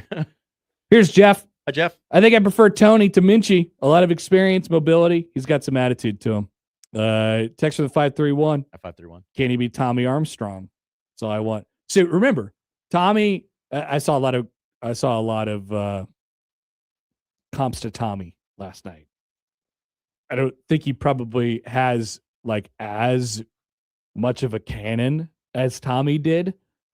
Tommy had a cannon. Mm-hmm. He threw the ball hard, but he was very he was quite the risk taker. And it hurt him. I mean, there was one year Riley's first year he threw 16 picks, didn't he? I think it was bad. But yeah, I think that's the right track. And remember what we said about Tommy, after the season, as Bo would call him, Tommy, after the season was this guy. I mean, he cannot stop putting the ball in harm's way. He is too dangerous. I want someone who won't throw picks. I want someone who is going to complete 72% of his passes and never throw an interception. And sometimes, it's a really difficult needle to thread as far as your quarterback's not going to be perfect, right? I would just rather, at this point, and where Nebraska's at right now, I would just rather the quarterback throw caution to the wind. I'll probably sound like an idiot in 10 months. Fully aware of that. I'll probably sound like an idiot in 10 months because I know what coaches think, and I know how I know how this coach in particular thinks. Like, maybe he has to adjust his mindset on this, but like, he is super turnover wary. Rule is a defensive coach, right? Rule is a defensive minded coach, and defensive minded coaches are always thinking about how to protect their defenses. And the best way to protect your defense on offense is to not turn the thing over, right? That's how you get risk averse quarterbacks. Tommy threw 44 picks in his time at Nebraska. That's a lot. 8, 12, 16, and 8. That's a lot of picks. Now, 8 in the season I could deal with. 8 is fine. He did that twice. 16. A little high. That's a little high. It's a little bit trickier. So I'm fascinated at the situation that he walks into, given the coach, his history with not like aggressively not wanting the quarterback to turn over the football. And then the OC who, is. We still got to pick at that this offseason. Yeah. There's something in there. Was that? There's something in there. And then the quarterback who is a gunslinger, he's a total like Texas high school quarterback. Like he's going to run around and just do a whole bunch of stuff. So I'm excited for Tony, but it'll be fascinating. The mix of all that stuff. Doc says, what's up, Doc? Another turnover machine at Nebraska. Woo-hoo. I think he's excited. Sounds like he's very excited. Text to the 402. At 402. Tommy Armstrong was totally not risk averse, scrambled around like a madman, threw some strikes and some interceptions. Yes. Yeah. Zell writes in on Twitter. Hi, Zell. The comp is John Mateer. Also, he may be a spark plug, but Rule can. Careful. Yeah, okay. I almost went too far there. Hey, Tones. I don't know how they're going to thread that. I don't know. I don't know what that mix is going to look like. Because, like I said, you got a crazy guy at quarterback, and you got a head coach who's like, chill the bleep out. Literally. You know, when Mike Eckler comes up to him and tries to punch him in the chest, he's like, dude, get away from me. You know? Tone's going to fit right in because his career record as a starting quarterback is 15-15. Oh, Rule's 19-19. Yeah. Fun. 500 boys. The 500 boys. I think he's going to throw some 500 balls up there, too. Yeah. 500. Changing 1,500.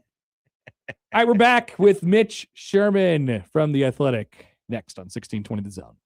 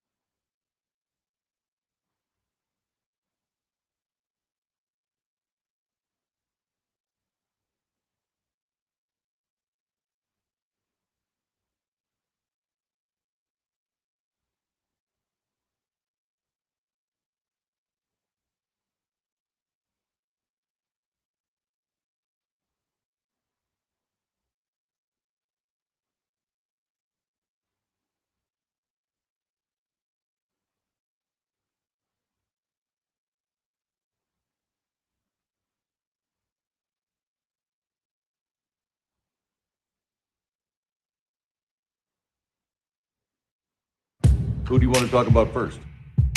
Mitch Sherman, The Athletic. He can play. And we need people that can play. And we'll never be royal. Let me live that fantasy.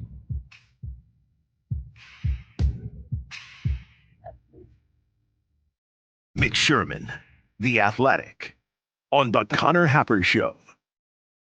On 1620, The Zone. You can play. What do we got, Josh? I didn't get a chance to get up in that break. Kenny Loggins and Stevie Nicks, Whenever I Call You Friend. How's that go? I don't know. It's kind of in and out. Come on, sing it. No, I couldn't. What do you mean you were in and out? You heard it.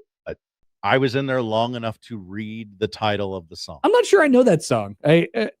Let's bring in Mitch. Let's see if he knows his yacht rock. Mitch Sherman of The Athletic joins us now on the Prairie Flower Casino Zone hotline. Hi, Mitch.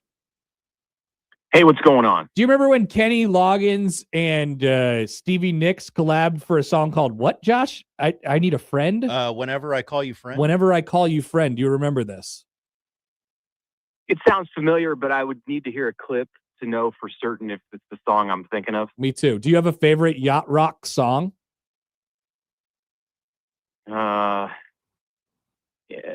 Anything by no, what should I even say here? No, anything by That's okay. yeah, Hall & Oates is fine. Like I don't know. I'm gonna have to brush up and listen. Nothing is jumping into my mind. Like, Well, I have the radio station for you. It's called 1180. How about 1180? Yeah. How about does that come? Can I get that in my neighborhood? I think so. There's also an app, Yacht Rock 1180. Check it out. Oh yeah, I'll do that. How about anything from like the Bangles or Susanna Hoffs? Does that Okay. count as yacht rock? I don't know. The Bengals seems Probably maybe not. a It's little probably old. more like a little 80s like punk rock kind of soft rock. I don't think it's yacht rock. The problem is I don't know. Yacht rock is a very Specifically, I can't it's a very nebulous. Like it could be this, it could be that. You're pulling from a variety of different places. It's just softer, right? Michael Bolton. Michael Bolton definitely yacht rock. Yes. All right. Anything from Michael Bolton. All right, Michael Bolton. Put Mitch down for Michael Bolton. We'll have Mitch do an hour DJ set on Yacht Rock 1180. It sounds like he's... I enjoy his entire catalog. Okay, awesome, perfect. Have you brushed up on Anthony Colandrea's entire catalog? Have you enjoyed what you've seen as far as what you've seen from him so far? Yeah, I've had a chance to dig into his catalog a bit, going back to his days at Virginia and then watching him take apart the Mountain West. And he really did up until the conference championship game when he had that rematch with Boise State and they figured him out. And then maybe Colandrea was kind of on the way out during the bowl game. I heard some of your discussion. We were talking last night about the weather in the Scooters Coffee Bowl. And I guess it wasn't as much of a factor as one might have originally thought. And it was just cold. So I don't know why our guy Tony struggled in the Scooters Coffee Bowl, but he's going to get another crack at Ohio, assuming he's the starter for Nebraska in the season opener. That's right. 2 straight games against Ohio. How about that? Yeah, that might be the first time in college football history that anyone has ever played 2 straight games against Ohio.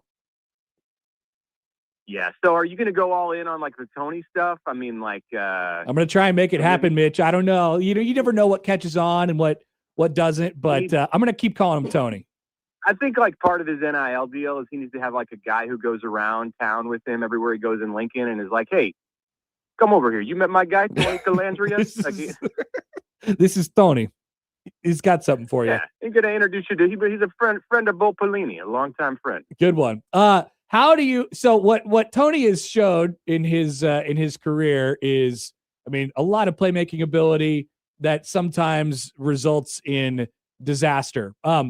Knowing what Nebraska's situation is with the OC, with the head coach, all of this stuff that we were just kind of talking about a little bit. What's the mix here? This is quite the interesting cocktail with quarterback, OC, and head coach. It is, and it, you know, the piece in that mix, in that three person mix that really holds all the cards, and it only works if this guy is on board, is Matt Rule. Like, Matt Rule has to let down his guard. Matt Rule has to allow his quarterback and his offensive coordinator to cook a bit in this next year. Like, this is going to be a step outside of Matt Rule's comfort zone. In the long history of Matt Rule as a head coach, for the most part, what he's been is risk averse and let's win the game with defense. And he likes to do that with special teams as well, play complementary football. And I don't know how Colandrea and his skill set necessarily fit into that. I think they can find a way to make it, to massage it and make it work, but you don't want to be in a spot again at the end of 2026 where you're saying, I didn't let that person be who he wanted to be. And that's where Nebraska was at, like at the end of the Las Vegas Bowl, making those kind of proclamations about the defensive coordinator. So let's not be in a spot 12 months from now where you're saying that about the QB. He could have done more if we gave him more freedom. Like, what if you see it at the very, at the end, or you see it in flashes? Like, Nebraska has to buy into this. You have to build around the pieces that are key to your success, and that's the quarterback first and foremost. If you're going to go and get Anthony Colandrea, then I think you're going to have to take a certain amount of the gunslinger mentality that comes with him. Otherwise, like you're taking away his strength. This is very different than Minchie would have been. I guess we don't have a full picture of what Minchie would have been, considering we haven't seen him play much. But I'm fascinated by the supposed difference between those two guys and how quickly the pivot happened. You're going with what you can get and what's available to you, but there's no real. I didn't see much of a through line between those two guys, which is sort of fascinating to me. The pivot was quick. Not from a style of play standpoint, I don't think, other than the fact that they are both able to run. And that was probably the big through line that was a non-negotiable situation. They weren't going to say, if you struck out on QB1, the target for your first target, then you're going to compromise. That was one thing they weren't going to compromise. They were not going to go out and get a pocket passer only. So you have that's consistent between Minchie and Colandrea. But then everything else about them, their experience, their remaining eligibility, the expectation of the role that they're going to play in 2026 upon entering the program, I think the gunslinger mentality versus the conservative nature, how you coach these two guys, I think is somewhat different, because Minchie has been a backup for 3 seasons, and Colandrea comes to you with 2 schools, time at 2 schools under his belt, and then this last year with Dan Mullen. Nebraska can benefit, I think, from the Dan Mullen style of offense that Colandrea played in at UNLV, in hoping and knowing that maybe he worked out some of the issues that were on display when he was the quarterback at UVA in 2023 and 2024. So, this is the world that college football has created. And Nebraska will most likely be right back in this spot a year ago, where it's looking for a quarterback, and then you have to assess the landscape and see what's out there and craft your, you have to be flexible, craft your approach around it. Mitch, elsewhere, big turnover here at linebacker. 3 added linebackers over the last, 48 hours, basically here, starting with Owen Chambliss, and then Will Hawthorne, who's a younger guy from Iowa State who hasn't played yet, and then Dexter Foster late last night. That's a pretty, they needed it, and they needed some, I think, more athletic guys probably in the room. That's been a quick turnover kind of overnight here. Yeah, you're losing Javen Wright, who was Nebraska's most productive player at that spot in 25. Bring back Vincent Shavers, and they have high hopes for Vincent Shavers for sure, and he's shown it. Like, Vincent Shavers has a high ceiling, can be a great player in Nebraska, and by no means are they discarding him by bringing in 3 linebackers. And I think Nebraska definitely likes what it has in Dawson Merritt, who we saw pieces of this year as a true freshman. Christian Jones definitely as a redshirt freshman next year, that there's belief that he can be a good player. So they've got more now. They've got depth, much like what I'd say Nebraska did at the receiver spot last year in hitting the portal hard while you still had some young players in the program to put them around. That's kind of what's happened at linebacker, and it'd be interesting to see when Rob Orich gets his defense in, like exactly how that all works. He's run. We know they're going to go with a 4-man front. Is it going to be more of a 4-3 in the Big Ten, or do they stick completely true to the way it went in the Mountain? The Mountain West is, more of a finesse league and more of a 4 and 5 wide conference from an offensive standpoint. So the 4-2-5 is a logical fit there on the West Coast. I don't know if Nebraska is going to be more traditional 4-3. I think that's a definite possibility. And with the emphasis on linebacker in the portal, in addition to the 3 players that I mentioned that they're bringing back, I would think that the depth at linebacker could start to point toward Nebraska being more 4-3 oriented. Yep, I'm with you. Mitch Sherman from The Athletic. All right, Mitch, we will see how today in the portal goes. Good luck out there. Okay, thanks a lot. Take care. Mitch Sherman from The Athletic. Ross Dellinger just put a thread up on the Damon Williams situation. Hi, Ross. Which we can talk about it a little bit later on. Here's what he just wrote. Williams signed a 1-year rev share agreement with Washington worth about $4 million. The agreement is a Big Ten template document used by all league members and built for situations like this. The agreement, 1, prohibits a player from entering the portal once signed. This is why Washington is refusing to enter his name into the portal, because you must get the request of the school or the acceptance of the school. And 2, prohibits the player's NIL rights to be used by any other school, though the player can sign outside marketing agreements. Big Ten Commissioner Tony Petitti, coincidentally in Seattle this week for a memorial service, is heavily involved in the matter along with other Big Ten officials. The league is standing behind Washington's fervent approach to the contract. Washington officials are expected to communicate later today with Damon Williams representatives regarding the situation and the next steps. With Washington refusing to enter Williams' name into the portal, he is not permitted to hold conversations with other programs. But tampering be happening, Josh. UW officials suspect that Williams has already held conversations with other programs, and the school plans to submit any tampering evidence to the league and to the NCAA. LSU is believed to be the school most interested in Williams. That's a doubly polite way to put it. Polite way to put it. Look, it's pretty simple. LSU tried to get him for $6 billion. Okay. Awesome. All while Lane Kiffin was sitting at the basketball game last night with Sam Levitt on his right shoulder. This is amazing. We'll talk about it more a little bit later on in the show. But coming up next, it's time for the odd news on the Connor Happer Show on 1620 The Zone.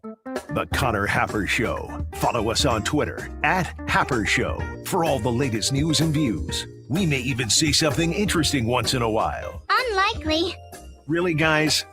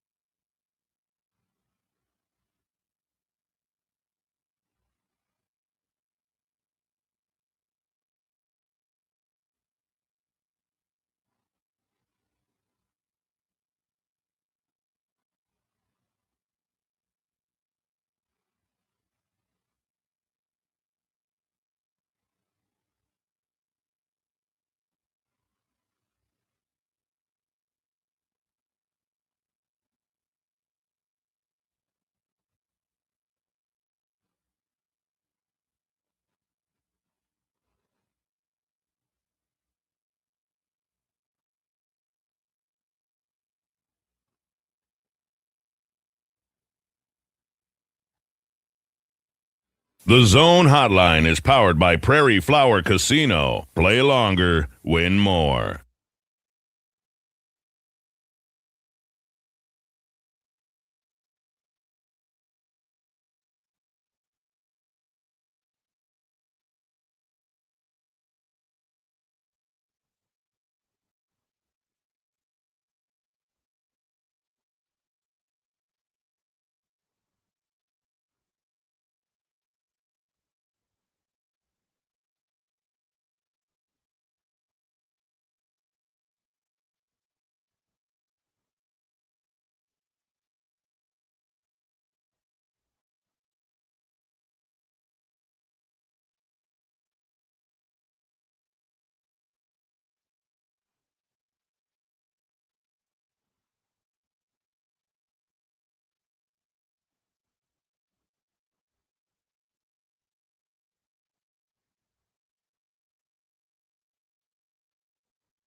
Hey, wouldn't it be great if life came with a remote control? You know, you could hit pause when you needed to, or hit rewind, like that time you knocked down that wasp's nest. Uh-oh. Or that time you forgot to roll up your windows in the car wash. Fantastic. Yeah, a remote control would have come in handy then.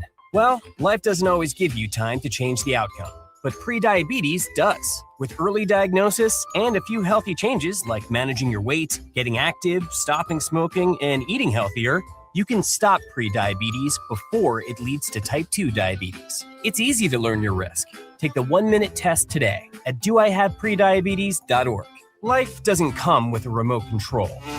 Yikes! So you're on your own with the wasps. You have the power to take control of prediabetes. Visit doihaveprediabetes.org.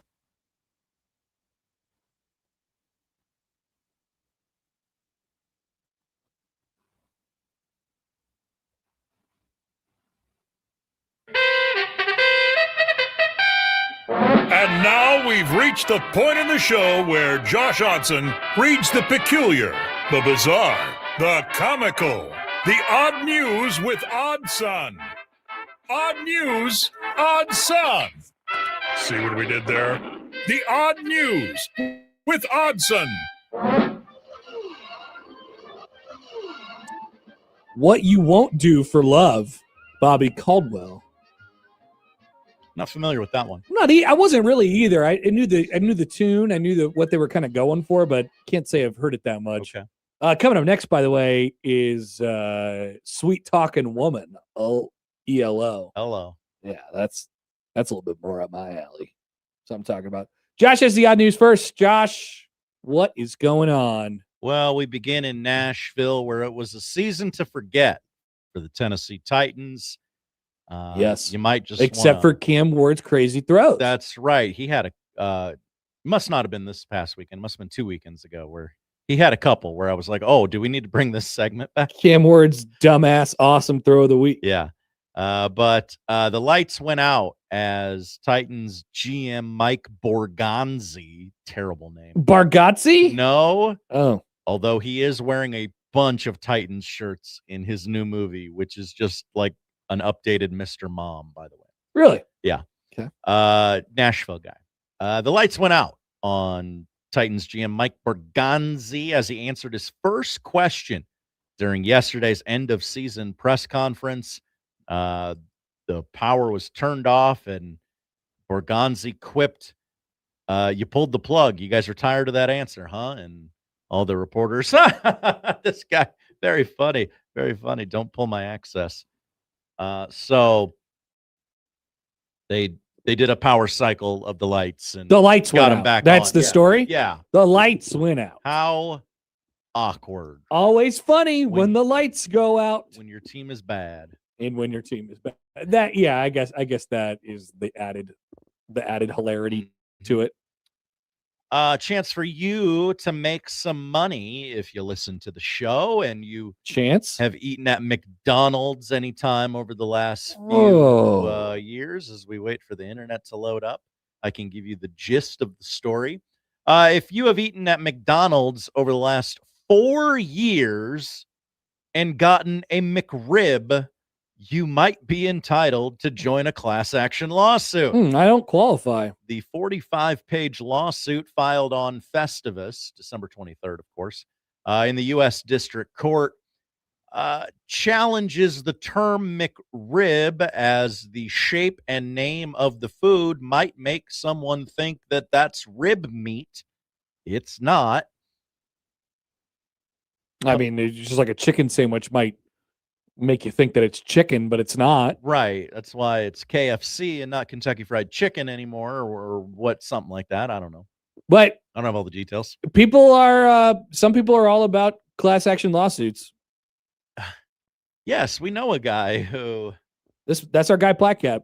Says they'll never know we haven't eaten a McRib. Connor, join me. Yeah, they're not asking for receipts. I got I recently. So I used to be not in on this.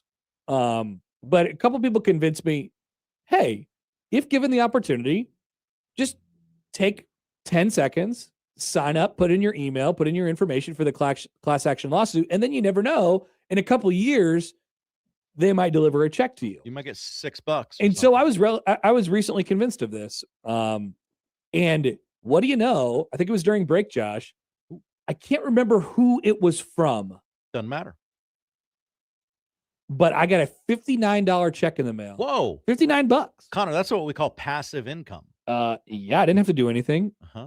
I mean, I technically sued a company because that's what that is. Sure. But so hopefully they don't hate me now if it's a company that I cared about, which I can't even remember what it was. It could have been, I think it was MGM actually. Whoa. Which I love MGM still. I'm sorry. Bring back the real lion. I'm sorry for suing you, but I was happy to get $59. Sure. It was great. They could have just added it to my free play. And I would have been really accepting of that. But yeah, I'm kind of in on this whole joining a bunch of class action lawsuits and then just seeing what happens. According to the filing, the McRib is made from restructured pork, a processed combination of cuts such as shoulder, heart, tripe, and scalded stomach. Whoa. Nice. None of which qualify as rib meat. No. The lawsuit raises 16 legal claims, including fraud, breach of warranty, breach of contract, and violations of multiple state consumer protection statutes. This seems, I'll say, like just reading the tea leaves here, it just seems like it's going to be a really popular one. And so the payout, 60 cents or something. Yeah. I'm not trying to be an elitist as far as my class action lawsuits go, but I want more than $10. You know, some people don't play the lottery unless it's $1 billion. Yeah, right. This is the same kind of thing, right? Yeah, I guess so. And finally, Connor, today we have a very important day we need to celebrate. January 7th, 2026. Whoa. National Pass Gas Day. Well, Matt already celebrated. He celebrated at the end of the crossover. Let's see. There were a bunch of facts in here that I wanted to read. Yeah, people fart. We know.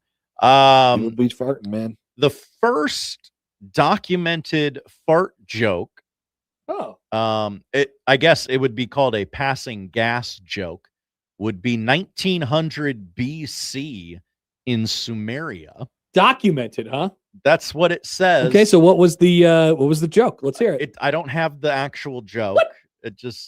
That's the first instance of a pass gas joke.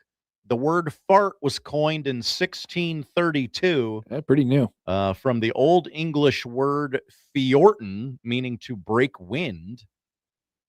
Okay, so here's what Google AI is telling me. Okay. The earliest, this is Google AI, so only like 42% of this stuff is real. Massive grain of salt. The earliest known recorded fart joke is a Sumerian fart joke that dates back to approximately 1900 BCE.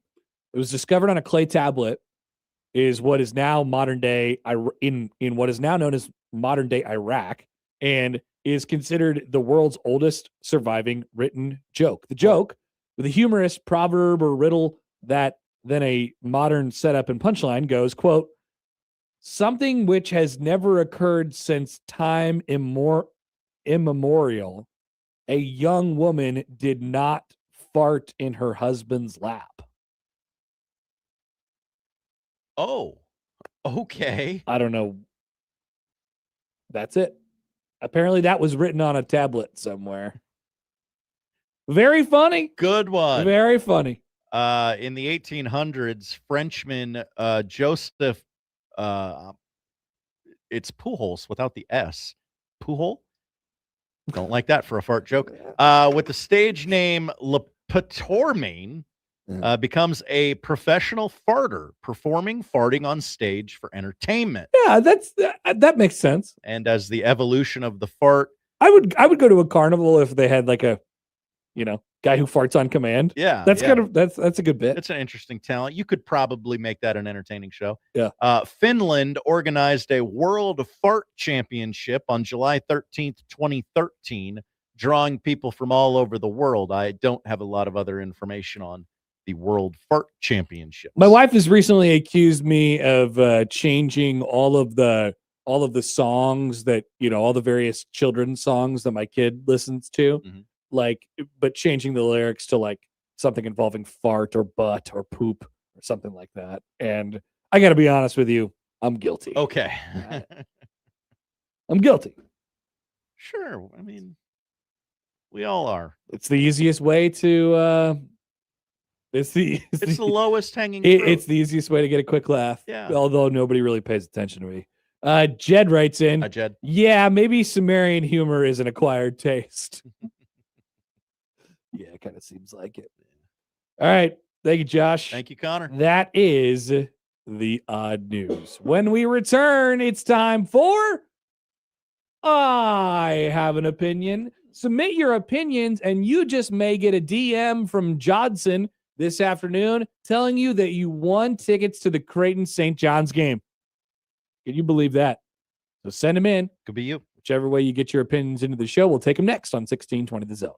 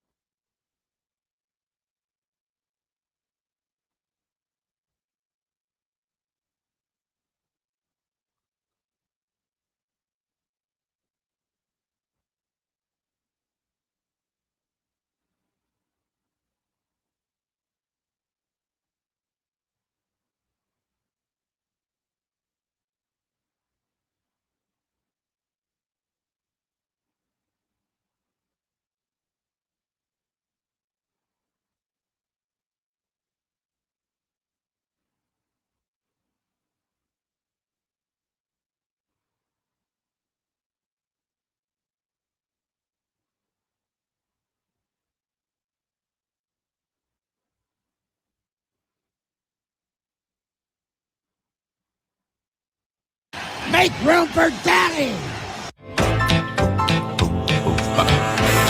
This is the I Have an Opinion song.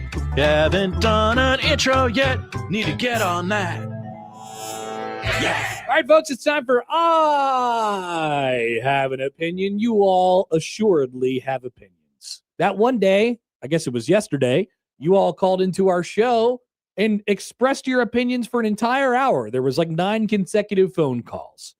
This is like the same thing, except for preferably it's not about football. It's about life. Literally anything else.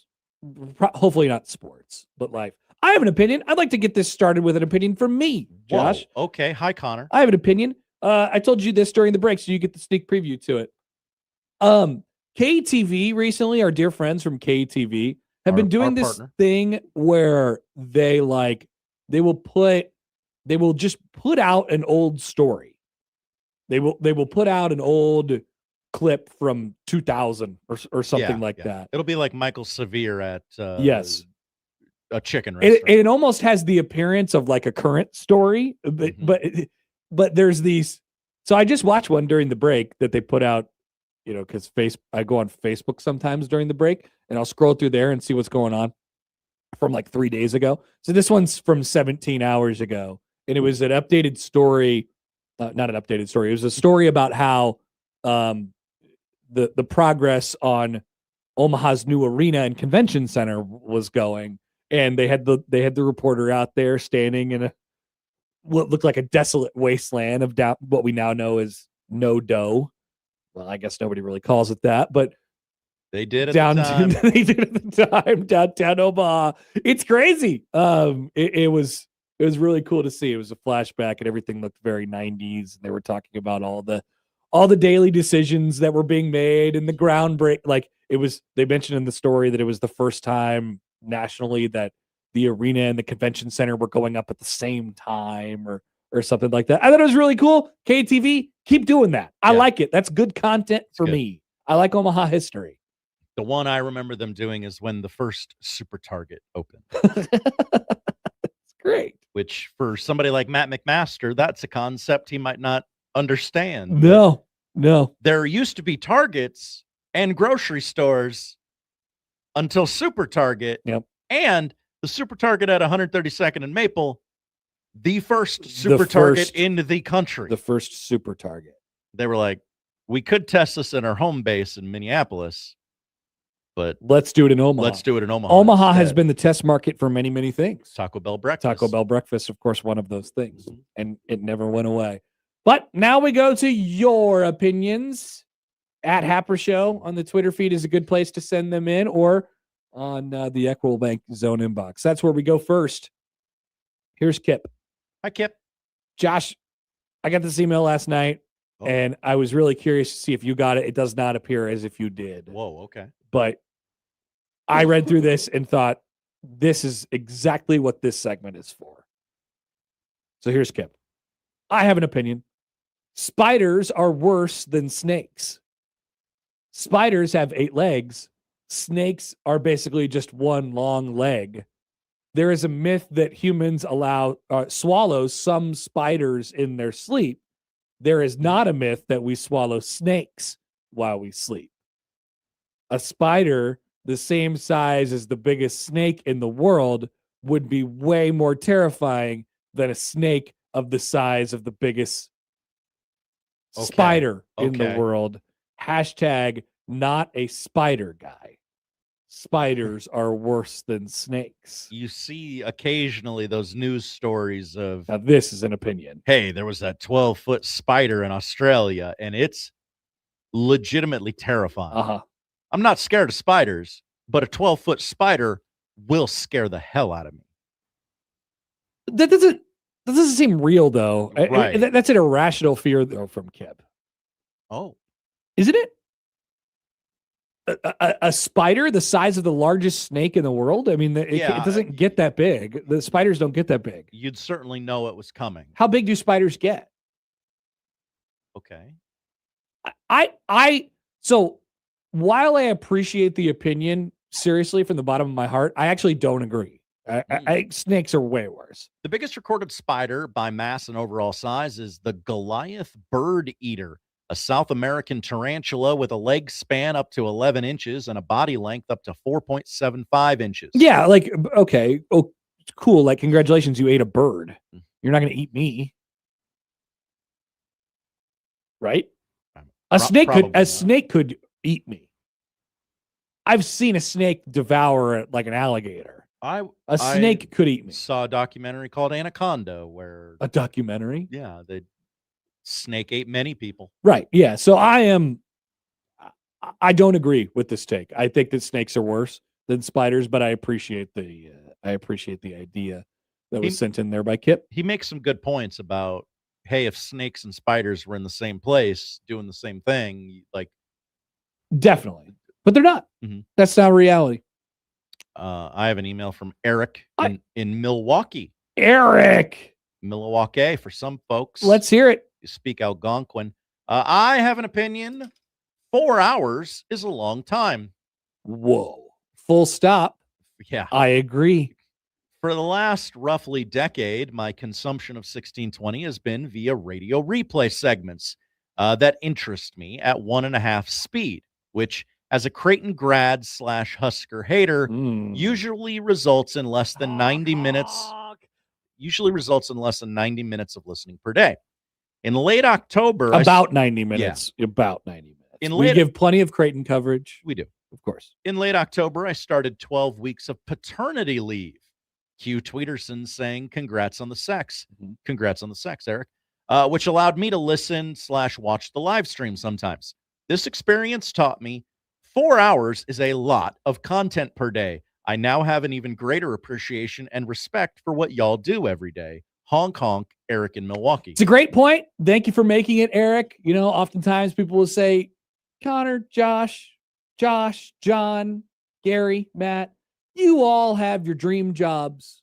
What could be bad at all about talking about sports on the radio for 4 hours a day, or even talking about nonsense for a portion of that 4 hours? You get this full creative control over whatever it is you want to do. Like, that sounds awesome. What could be the downside?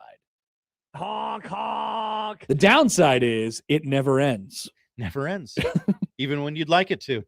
Even in April when April, sneaky tough sports month. The downside is that it never ends. And so talking about sports seems like a fun thing, but talking about sports for 20 hours a week is a little bit more taxing than the general public cares to admit.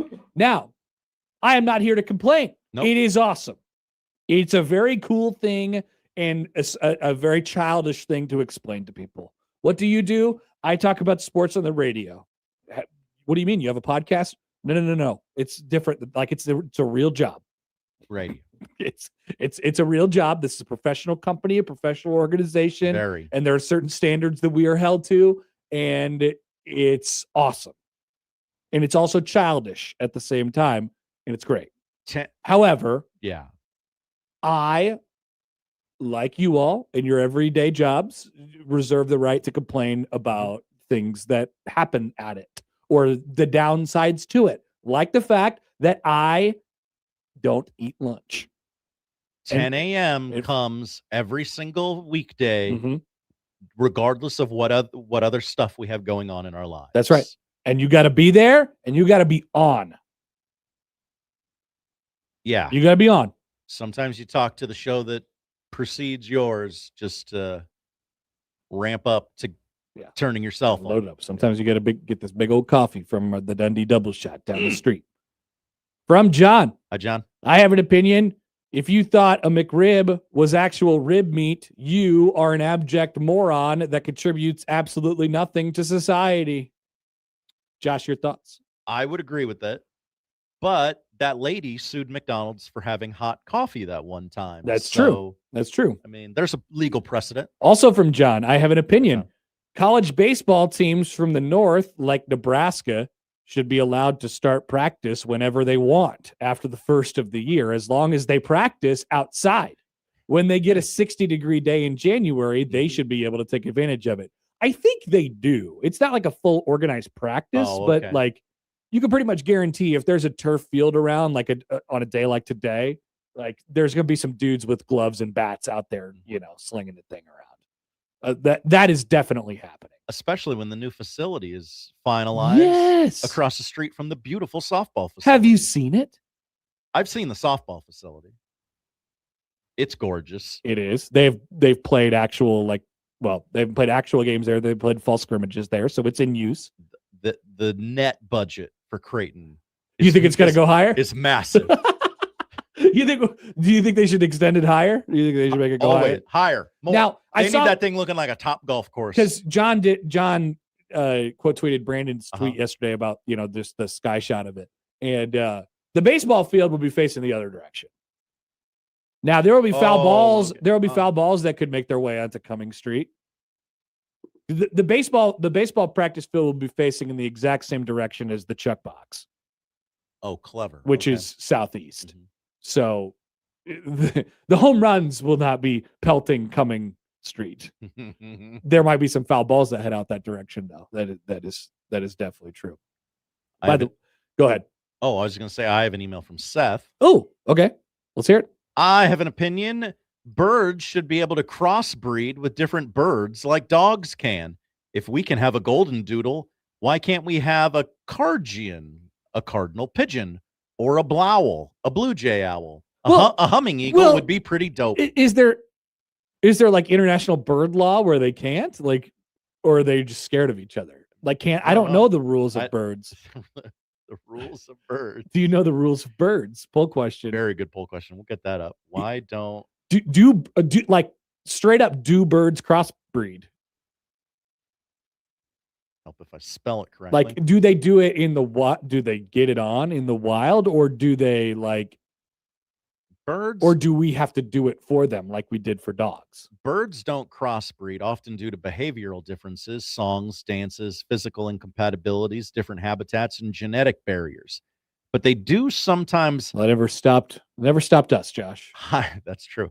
Hybridize, especially closely related species, often resulting in infertile offspring, which discourages the practice as an evolutionary dead end. Okay, so it doesn't turn out well when they do it. That's the reason. What was the poll question we were going to do? Do you know bird rules?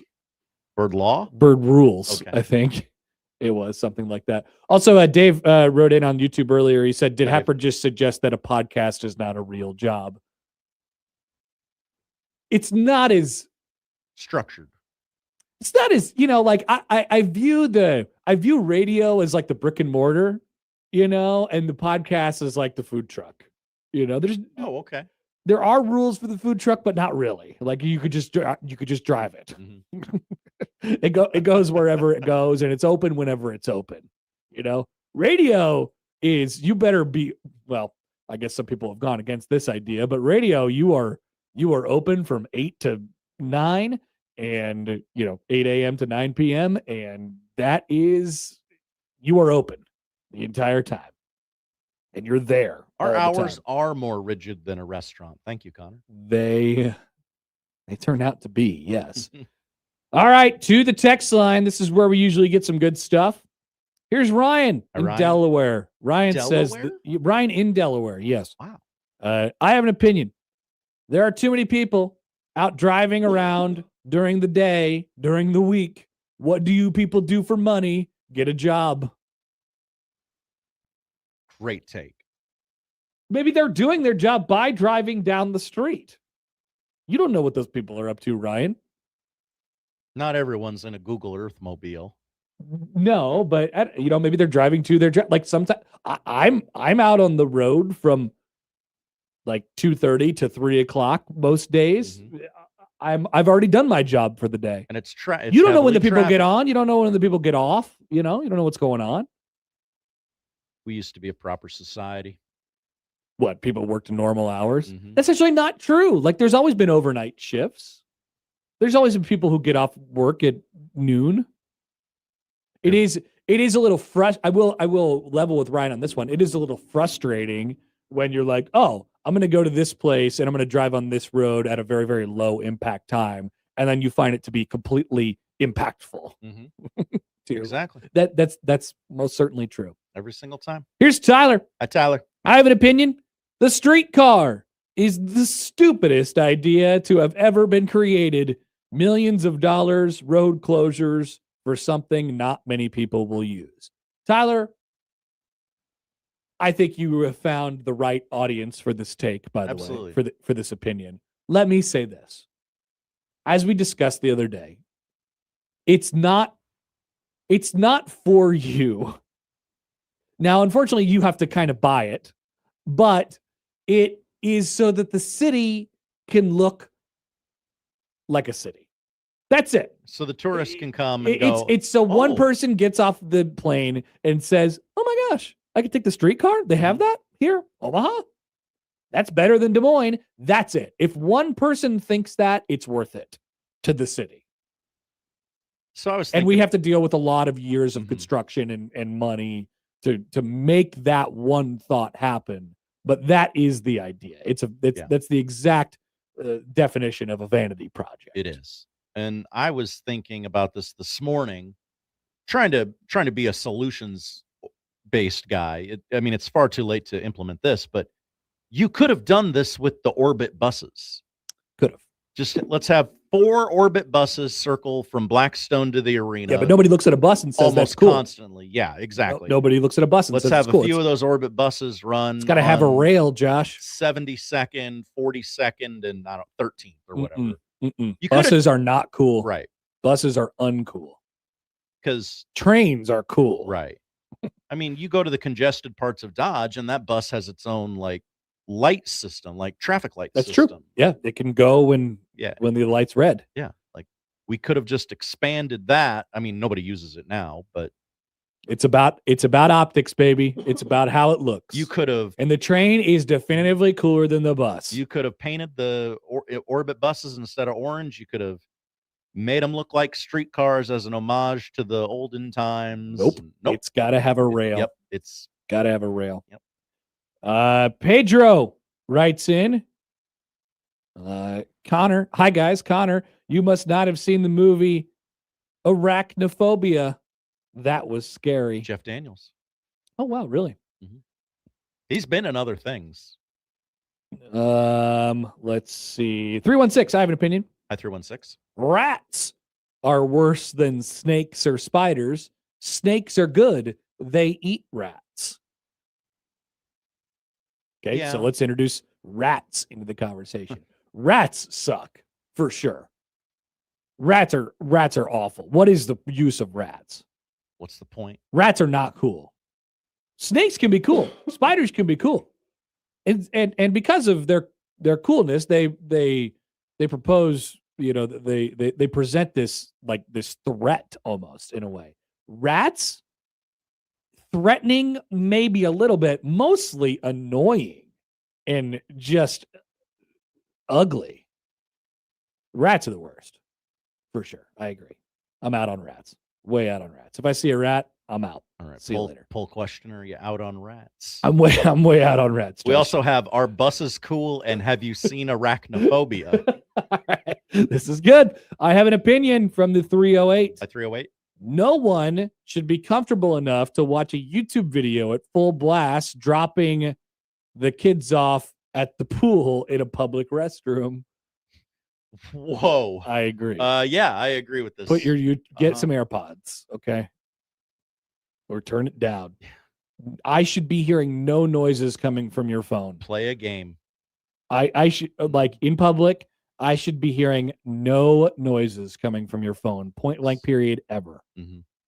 Silence is golden, baby. I got an opinion from our friend Alex here on the YouTube chat. Dr. Sindelar? Yes. Okay. I have an opinion.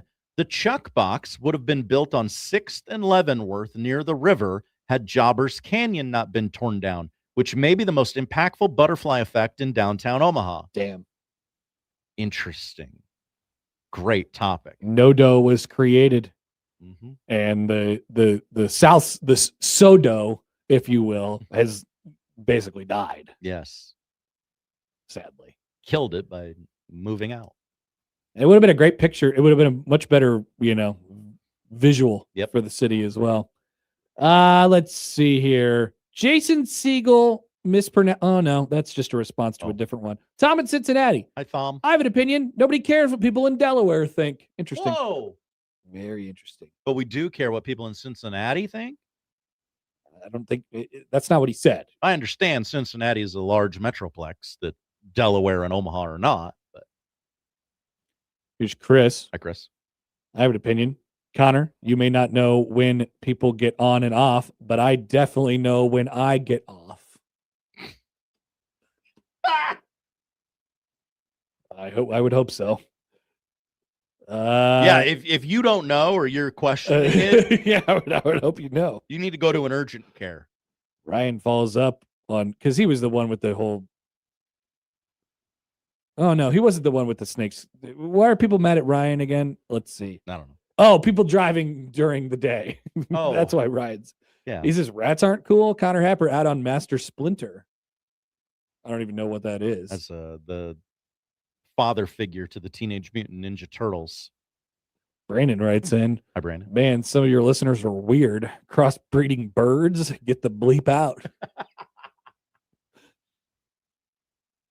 Yeah, it takes all kinds. I never really thought about it. You want to have a big audience, you got to have some weirdos in yeah, there. I never really thought about it that way. Albino Tornado sets us straight on crossbreeding dogs. It's a bulldog with a Shih Tzu. Anyway, Albino Tornado says dogs are breeds within the same species. Birds are different species, which is why we can't effectively interbreed. That's what differentiates species. Thank you for biology. Yes, there was a comment in the YouTube chat from Dwayne The Rock Hudson. I have an opinion, actually a fact. Breeds and species are two separate things. Go back to junior high biology. Yeah, that's fair. Yeah, that's fair. Pedro writes in. Hi, Pedro. Hi, guys. I have an opinion. I like to wear different types of T-shirts. Just because someone wears a shirt that says Air Force, Navy, Marines, or any other military service organization doesn't mean you have to thank them for their service. Whoa. Unless it says veteran on it, you could assume that the person is honoring a relative or friend in that branch of the military. I am not a Tuskegee Airman, but I bought a shirt at the gift shop because it looked cool. Same thing with my Kansas City Monarchs shirt. Sometimes a T-shirt is just a T-shirt. So the opinion was I wear shirts. I wear different shirts. Having met Pedro, yes, I can confirm not a Tuskegee Airman. Old man Doug, I have an opinion. You didn't read any of my emailed opinions. Crap. Hang on. He had him yesterday. He called in and kind of succinctly summarized. I forgot a to lot flag of those them. Okay, yes. I left this unflagged from yesterday. Wow, there's so many of them though. There's 6 of them. It's a lot of opinions They're that all he shared about on the football. phone, and they're on. And he called and told us a lot of this yesterday. Tired of Rule in Nebraska getting punked. Rule is not a closer. Next 2 years of Nebraska football are going to suck. Why do we always get outbid for things? The football team needs to learn learn from the basketball team. These are good opinions. These are very sportsy. Very sportsy. But we thank you for your opinions anyway. And Old man Doug, very correct. Here's one from the 402. Hi, 402. The amount of common knowledge that Connor doesn't know is truly astounding. Many are saying, maybe if you ask, like I know these things, but sometimes when we're moving on, like I have an opinion, I forget about some like core principles. I forget about some core rules. Okay. Species. I didn't know that. What makes a species a genus, of a binome, of whatever. Amazing Daniel said, let's get into phylums. Phylums, yeah, that's kingdoms, phylums, and all those different things. Like I know those words and I know how it goes, I think, in general, but sometimes the principles get thrown out the window. Nah, y'all are smarter than me. Probably could have just said that too. Bullet Point Bob. BPB. Ends. I have an opinion today. It's getting to be BPB season. Yes, he doesn't have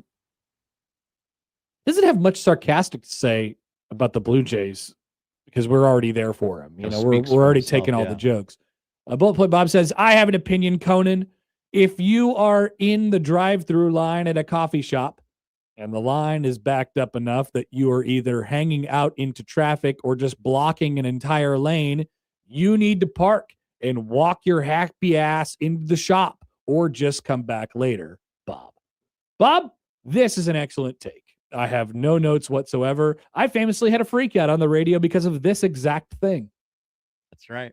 You did. So 100%. 100% agreed. Here's Derek. Hi, Derek. I have an option, it says, but I think he meant I have an opinion. The shoebill is the most terrifying bird. A lot of bird takes. Shoebill. Yeah. Shoebill. Birds. Images. Oh. Is it a scary bird? It looks like, I mean, that's as tall as a human. That's pretty scary. I mean, yeah, this thing looks like a Muppet. Thank you for your opinions. We love them. Josh, any idea who we're going to send some Jays tickets to? I'll figure it out. I might have a couple pair. Yeah. If I'm not mistaken here. We will get in touch with you. Be on the lookout. We'll be back after this on 1620 The Zone.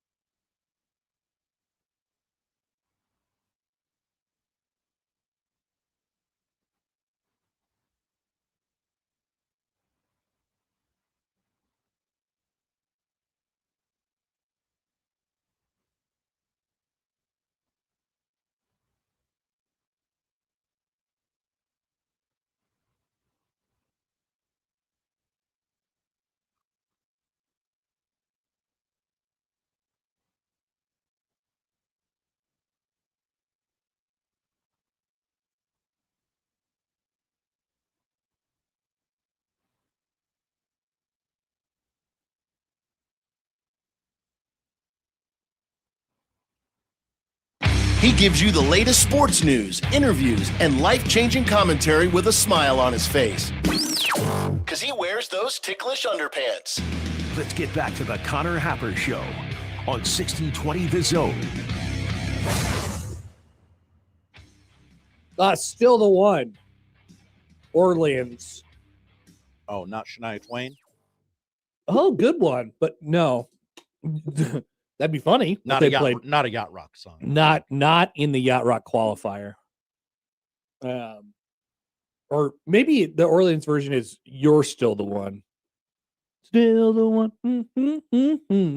Still, you know what I'm talking about? Yeah, I'm vaguely familiar with the song. You're not up on your yacht rock. It doesn't seem like it. I'm gonna get there though. You sure are. Dwayne the Rock Hudson writes in on YouTube. Hi, Dwayne the Rock Hudson. What a wonderful I have an opinion. We have hating on car culture, the drive-through. Also hating on the solution, public transport, the duality of man, all in one segment. So we usually get. We usually how it goes is we get a couple opinions right at the start, and then there's like a whole wave of people who are just their opinion is to disagree with those opinions. So whichever opinions we read first are really important, and they kind of set the tone.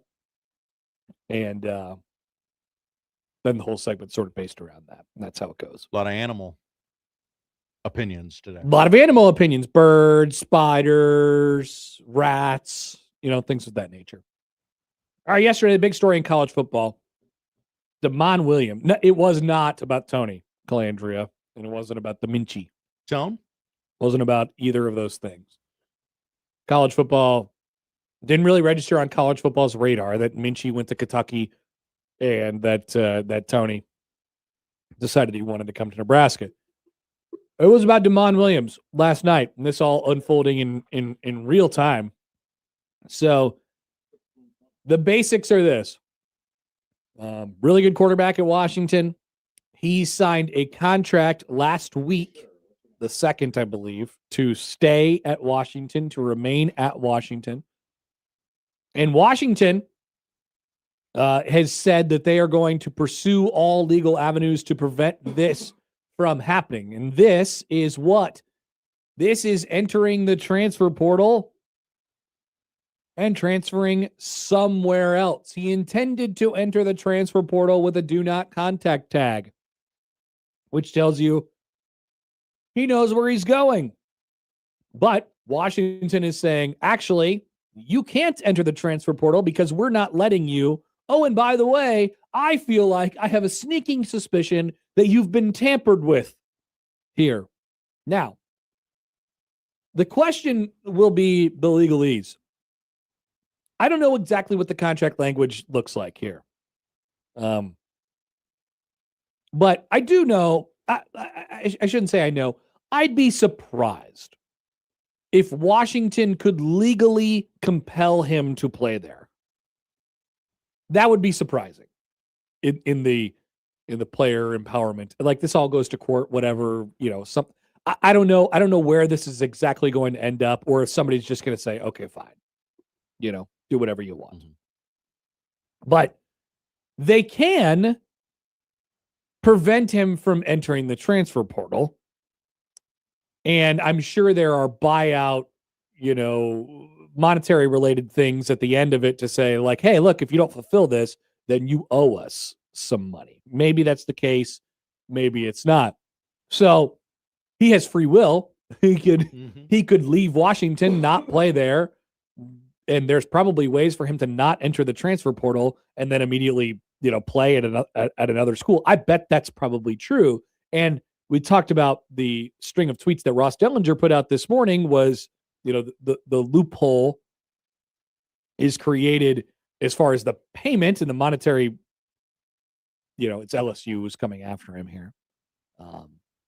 As far as that's concerned, he could not necessarily take money from LSU, not take money tied through LSU, but still take money for his name, image, and likeness from outside resources. So I don't know, maybe there's like a really rich guy in Baton Rouge who owns a bunch of chicken restaurants, and he's like, I'm not at LSU. when I'm not playing football in Baton Rouge, I am a manager of one of the Raising Cane's locations, and it pays me $65,000 a year. Yeah. Plus bonuses. If we hit them, I don't know if we're going to hit them. Oh my gosh, my paycheck's $5 million. Be fascinating to see where this ends up. I mean, it's the story is even doubly. It's multiplied the hilarity of it because the team on the other side is LSU. Because it's Lane Kiffin, villain of the sport. Whoa! Oh my gosh, I killed him. Excuse me, salted nut roll. It'll get you every time. Really did. But he's sitting there in a back. We got you. It's okay. He's sitting there. Well, we can't be in silence, Josh. Somebody's got to talk. And I guess it has to be me. If only you had a co-host. John Jacob Jingleheimer Schmidt says if it doesn't involve GBR, then screw it. Whoa, no. You guys only want to talk about GBR. This affects the entire sport. You don't think this is a fascinating story in college football? Well, I mean, for the Big Ten, too. My question about this, this is a Big Ten story. I legitimately forgot that. Yep. Okay. Like, you want to play hardball with the kid. That's fine. Like, he ain't coming to play for you next year. Correct. He's not taking snaps at Washington next year. He's either going to go to a lower. No, I think this is a principled stance. Yeah. Like I'm with Washington. However, you are right. He's not going to play for Washington next year. So the bridge has been burnt. Yeah. It's the principle of the entire thing. You just signed a contract. You are not going to go to another place. That's it. We can't allow this to happen because we are not only fighting for ourselves here and the money, we are also fighting for the greater good of the world. Like we can't sign contracts on one day and literally 4 days later be taking more money to sign a different contract to a different thing.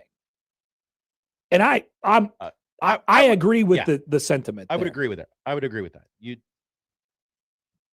And it's not even the tampering thing that I would like. The tampering thing, it is well known. It happens. That happens everywhere. But it's just the principle of you signed a contract to be at Washington literally 4 days ago. You cannot leave at a moment's notice and sign a different contract for whatever amount of money 4 days later. That is not a road that I want to go down. Feels like you need to have a better agent, manager, or whatever, which is probably something I'm sure the agents and the managers know, like, hey, look, like we go to court here, we win. We're the players. We are the players. Before, like, hey, if you sign this, like you sign this, like you.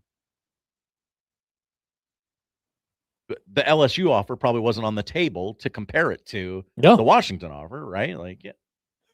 No, and there's not, like, from an agent standpoint, they're not going to be like, hey, look, man, just so you know, for the good of you here, they're not looking out for the good of you. No, for you, buddy, you need to listen. Once you sign this, you're done. Nobody has ever said that. Yeah, that's not how agents work. No. Especially in a sport where there are quite literally no rules. Specifically, the agent's job is to find loopholes so that the players can get more money. Yeah. He's like, that's what the agent's there like, for. Okay, let's say something cuckoo bananas happens and Washington wins the lawsuit.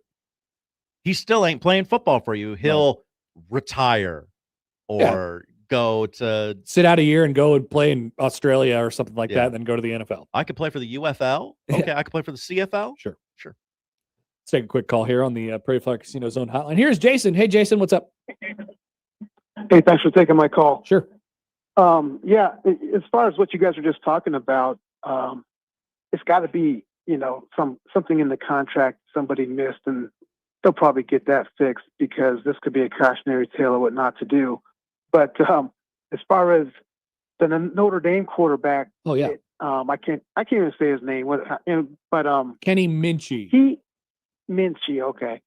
It's so funny. Nebraska gets so excited whenever somebody says they want to come here. They the media blows up. They throw his picture all over the place. He's the next this, he's the next that. So when he decided that he wanted to go somewhere else because he never signed with Nebraska, everybody's mad now. I haven't really followed it, closely. I'm not obsessed with it or anything like that. But I'm just wondering why everybody feels like this guy let him down. I mean, he didn't actually sign on Nebraska. This is just like the old days when you could flip at recruiting. Somebody could, like Oklahoma, could offer you more money, and you could flip. Or like the SEC, it happens everywhere. To me, it's the same thing. Somebody just gave up more money, and he hadn't signed yet, so he just changed his mind. That's the only way that I look at it. I mean, am I wrong looking at it that way? No, I mean, and thanks for the call, Jason. Appreciate it. I think if you're asking why people are mad about it, I think part of it is that the torch was lit by a certain former linebacker. That'd be my guess as to why there was some vitriol about it. Yeah. Where does that come from? I think it comes from the coach himself.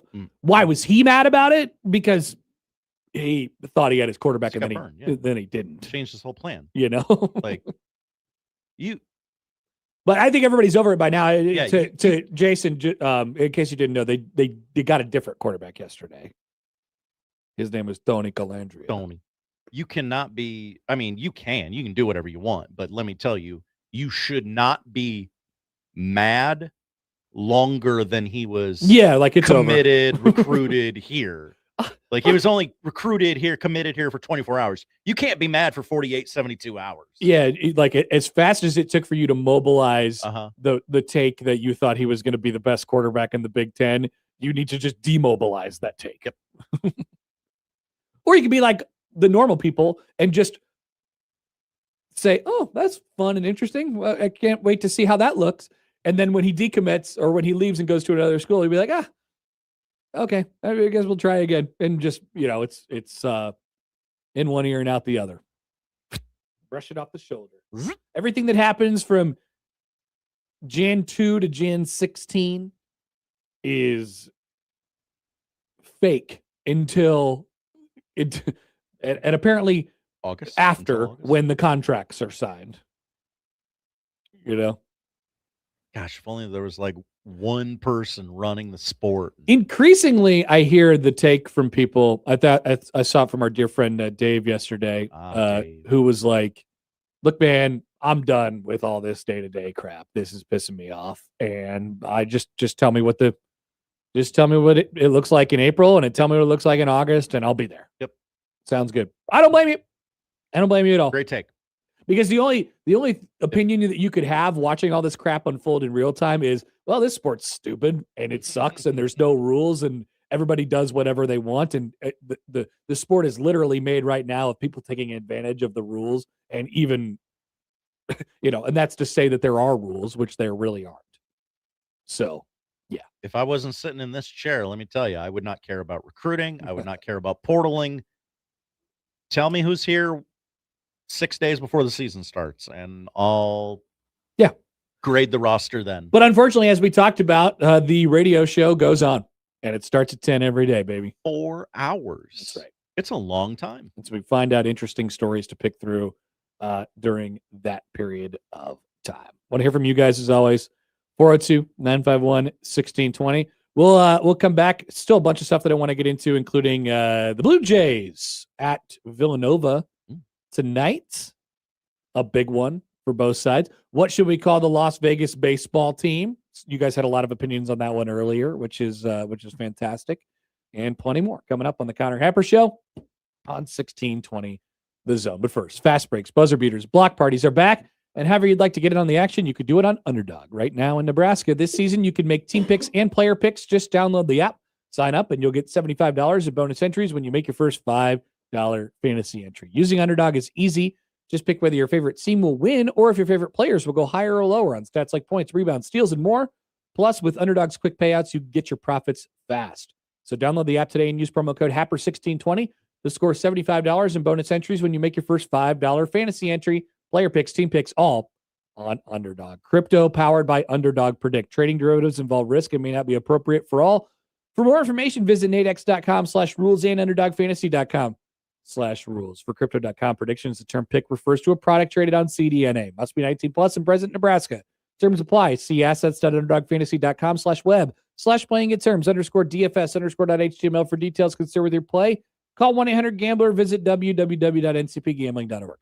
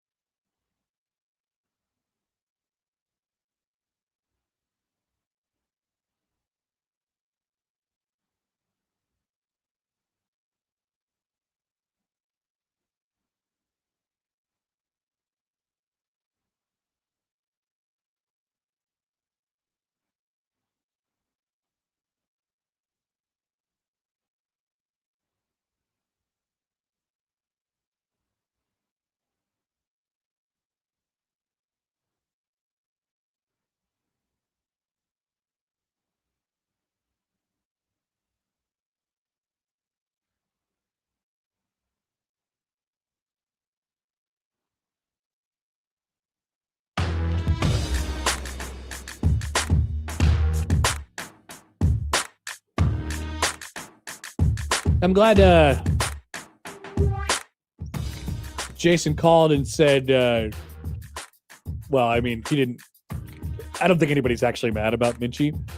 If we're doing a retrospective on, well, yesterday it ended up in Nebraska getting a different quarterback. So all this stuff is moot kind of by now. But yesterday Max Olson joined Unsportsmanlike Conduct, and he mentioned that the Minchie family told him that Kentucky did not pay him more to go to Kentucky, which is very different from sort of how we had been approaching it over the last couple of days.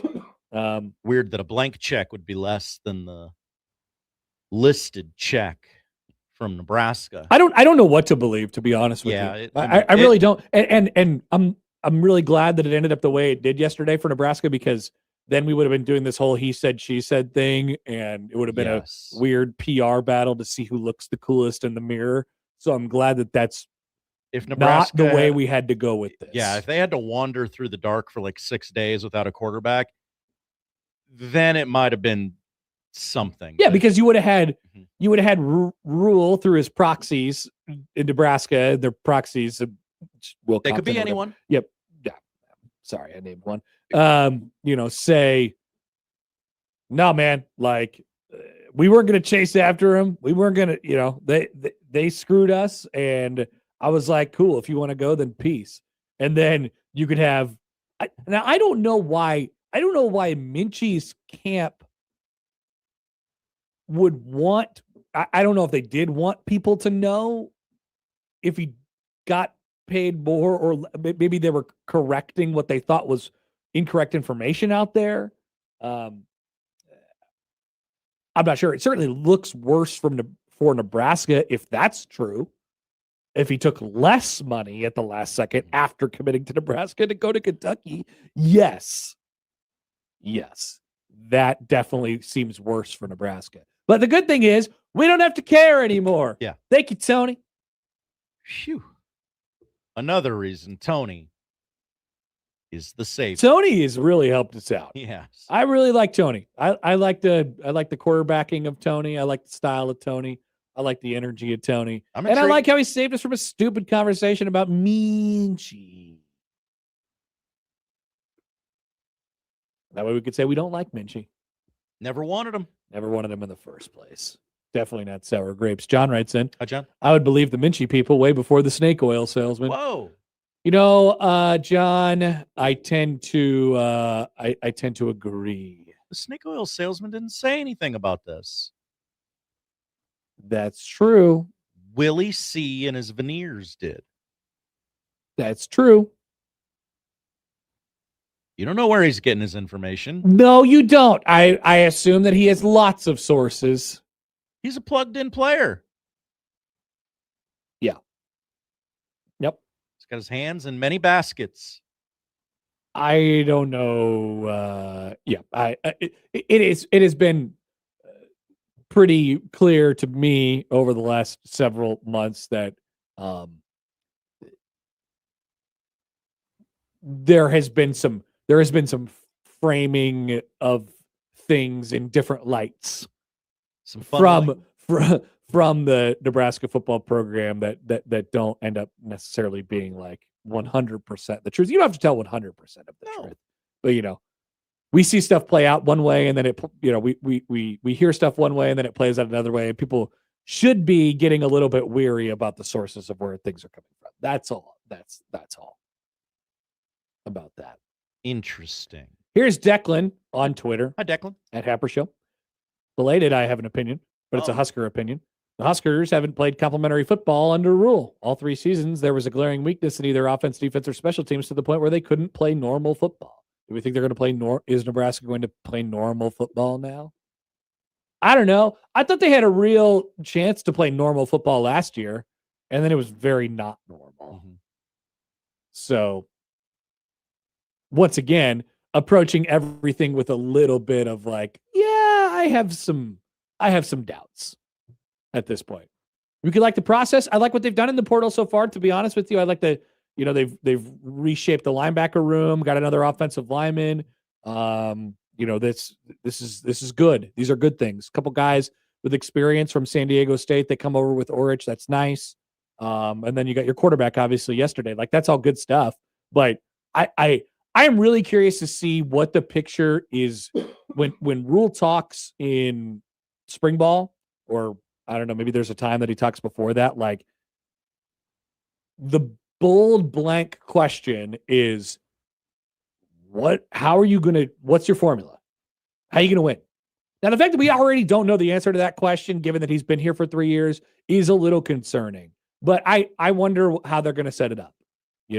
Like not only like, hey, we got to be tough and tackle and play hard and all that crap. Like, of course you do. But like, are you an offense team? Are you a defense team? Are you an explosive team? Are you a plotting team? What are you? How you gonna set it up? Curious. I would love for a coach to come out there and say, "Yeah, we're gonna plod. Yeah, we're just gonna be a plodding. Think team. slow moving barge. Think about the slowest thing that you could possibly imagine. We're gonna be that, and also play good defense. No, I don't think anybody's gonna. I don't think that anybody would say that. That's for sure. From the 402. Hi, 402. Just tuned in. It's a beautiful spring day. Nebrasketball is good. Why are we talking about this infuriating program? Not today, Connor. Not today. Well, the good weather hasn't prevented us from talking about Nebraska football. It's fascinating that people would so you would more want to hear about Nebraska football talk when the weather sucks? Is this what I'm hearing? What makes you that's happy? What the person's saying. So Nebrasketball makes them happy? That's what it sounds like. But Nebrasketball makes some of our audience sad. And then Nebrasketball makes the majority of our audience tune out. They don't care. I don't know if you know this. They're undefeated. I know. I'm not saying that it should, but there's 10. a lot of people who only care about football and they don't give a rip about basketball. Make room for daddy. And so they view the Nebrasketball topic as the dark and cloudy topic. You got to make room. We're back after this on 1620 The Zone.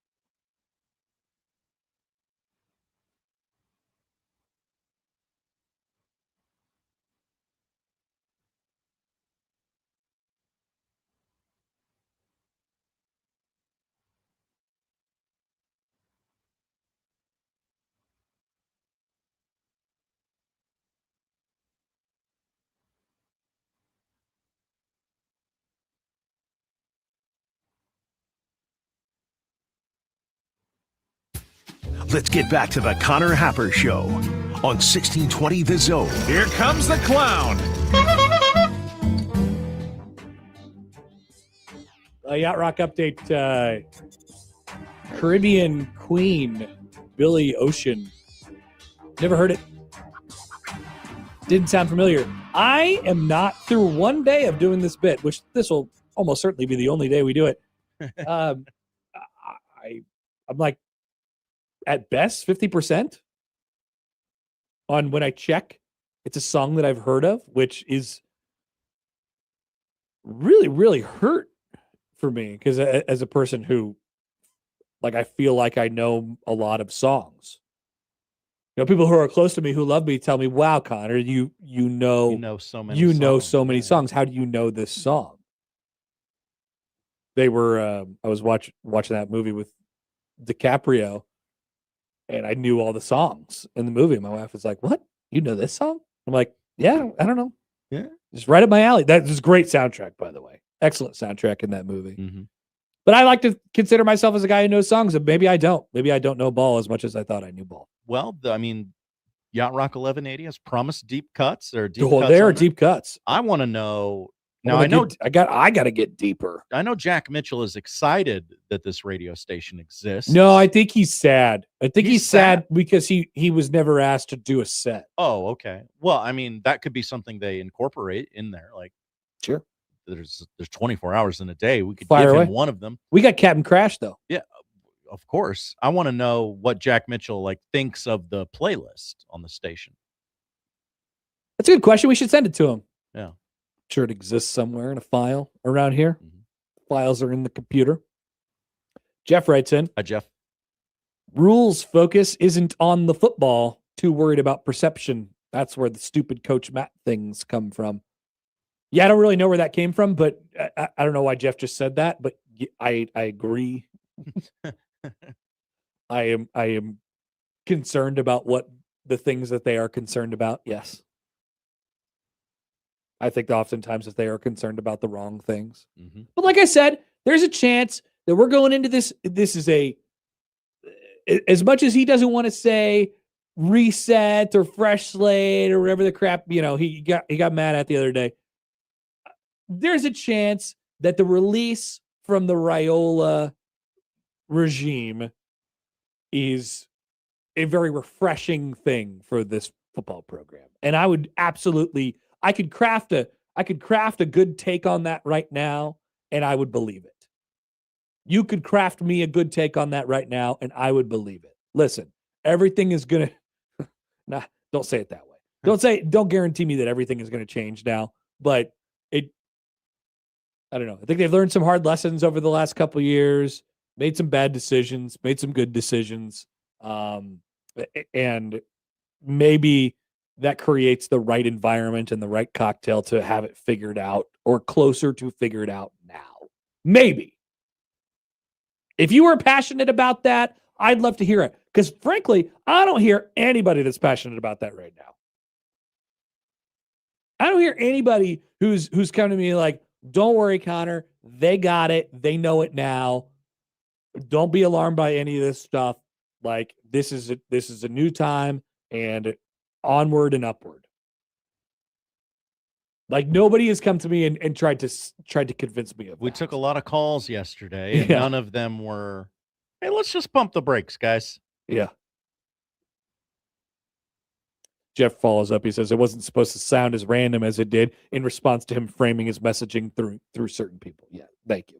Thank you for following up on that. Also from the 402, Connor is not of Yacht Rock.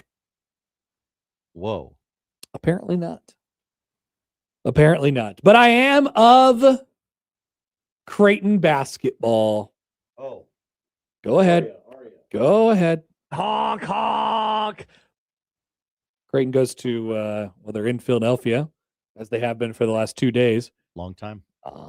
Take on Villanova tonight at the Finneran Pavilion. Practice at the Palestra today. That's cool. So Villanova is currently your stock answer to who is the best non-UConn or St. John's team in the Big Ten or Big East. They might actually in real life be the answer to who is the best non-UConn team in the Big East. Oh. They might, once again, you could convince me of that. And so it is indeed a big game tonight for the Jays. I was thinking about this earlier. I thought, yes, another great Creighton Villanova matchup. And then I got scared. I got the cold sweats and I got scared of Eric Dixon. And I thought, wait a minute, he's not there anymore. The bad man can't hurt The you. bad man can't hurt you anymore. And they're probably thinking, Ryan Kalkbrenner's not there anymore. This is great. These two teams will be allowed to play normal basketball against each other without the greatest big man rivalry in the history of the Big East going up against each other. I don't know that to be the truth, but I'm going to go with it. So this is the last time that these two teams played each other, and there was no presence of Eric Dixon or Ryan Kalkbrenner. Saturday, February 1st, 2020, Creighton won in the Sixers Arena downtown in Philly. And Kalkbrenner played Villanova 12 times. Whoa. I don't know this would be a good stat for Rob. Like, I don't know the team that Kalkbrenner played the most. Like, maybe there was a couple more matchups with Providence, the Big East tournament, or something like that. But there's probably not very many people who played one team 12 times in their college career. 12 times? What's the most that one person played any team? Yeah. It can't be much more than that. Because they had, I think, 2 games every year for 5 years and then 2 games in the Big East tournament over the period of the 5 years. So, like, maybe there's a chance that Kalkbrenner played like Providence one more time or DePaul one more time or something like that. I don't know what the answer to that question is, but it's crazy. 12 is an astronomical amount. Dixon played Creighton 10 times. He missed. He played. He was hurt, I think, in his first season, so he missed the first 2 games against Creighton. Kalkbrenner in his 12 games against Villanova went 7-5 in his Villanova playing career. Okay. This is a huge. Anyway, that's just your random fact of the day from me. So this is a big one tonight for the Blue Jays, who, if we're going by the path here, hashtag the path. Yeah, I got a little bit off the path on Sunday. Tough one to swallow. You're going to look back on it at the end of the year and say, "Yeah, if we're 1 game short of the NCAA tournament, if we're just off that mark, that would be one that you feel like we could have had, and if you're Creighton, we could have had and should have had, considering that they were up by 16 in the second half of that game. But in the grand scheme of things, and if you're trying to excuse things, which I'm not trying to excuse things, in the grand scheme of things, you've only played 15 games so far this season, and that is just 1 road loss in conference. However, you can't have very many more. All right? So Creighton is currently projected by our dear friends from KenPom at 18-13, 12-8 in the Big East. That will not get you to the NCAA tournament. Not with Creighton's resume this year. Not with their non-con. That will not get you to the NCAA tournament.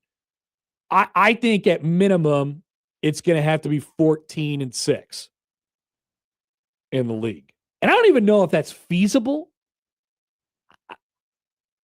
That's a challenge. I don't even, like I said, I mean, is that feasible? If you're a Creighton fan right now, you're listening to this, is 14-6 even doable? Given that they're 3-1 right now, you're not exactly sure what to expect on a night in, night out basis quite yet. You've already dropped 1 game that you should have had, another really, really, really, really tough road game tonight. And then you still have to play UConn twice, St. John's twice, Villanova another time, right? And that's kind of the top of your league right now. And you've already lost to Seton Hall. Can you do it?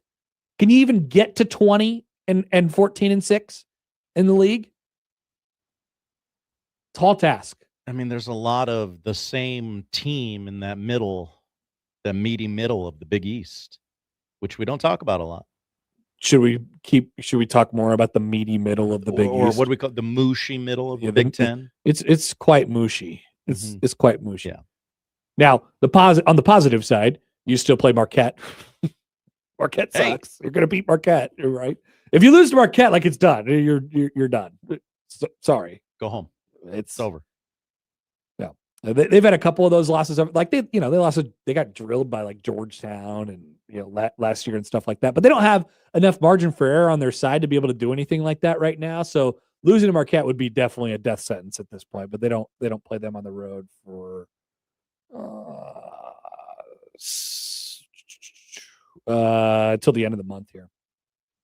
And then you've beaten Xavier on the road, so you feel like you could do it. You beat Butler at home, so you feel like you could do it. That's the bottom of the league right now. I feel like those teams will be in the middle. DePaul's 2-3 at the moment. Like I think tonight is a big opportunity for them to say, look, we are in this top tier. I know that there's a tier mark after UConn and probably still after St. John's, although we'll see on St. John's. They got to get it going.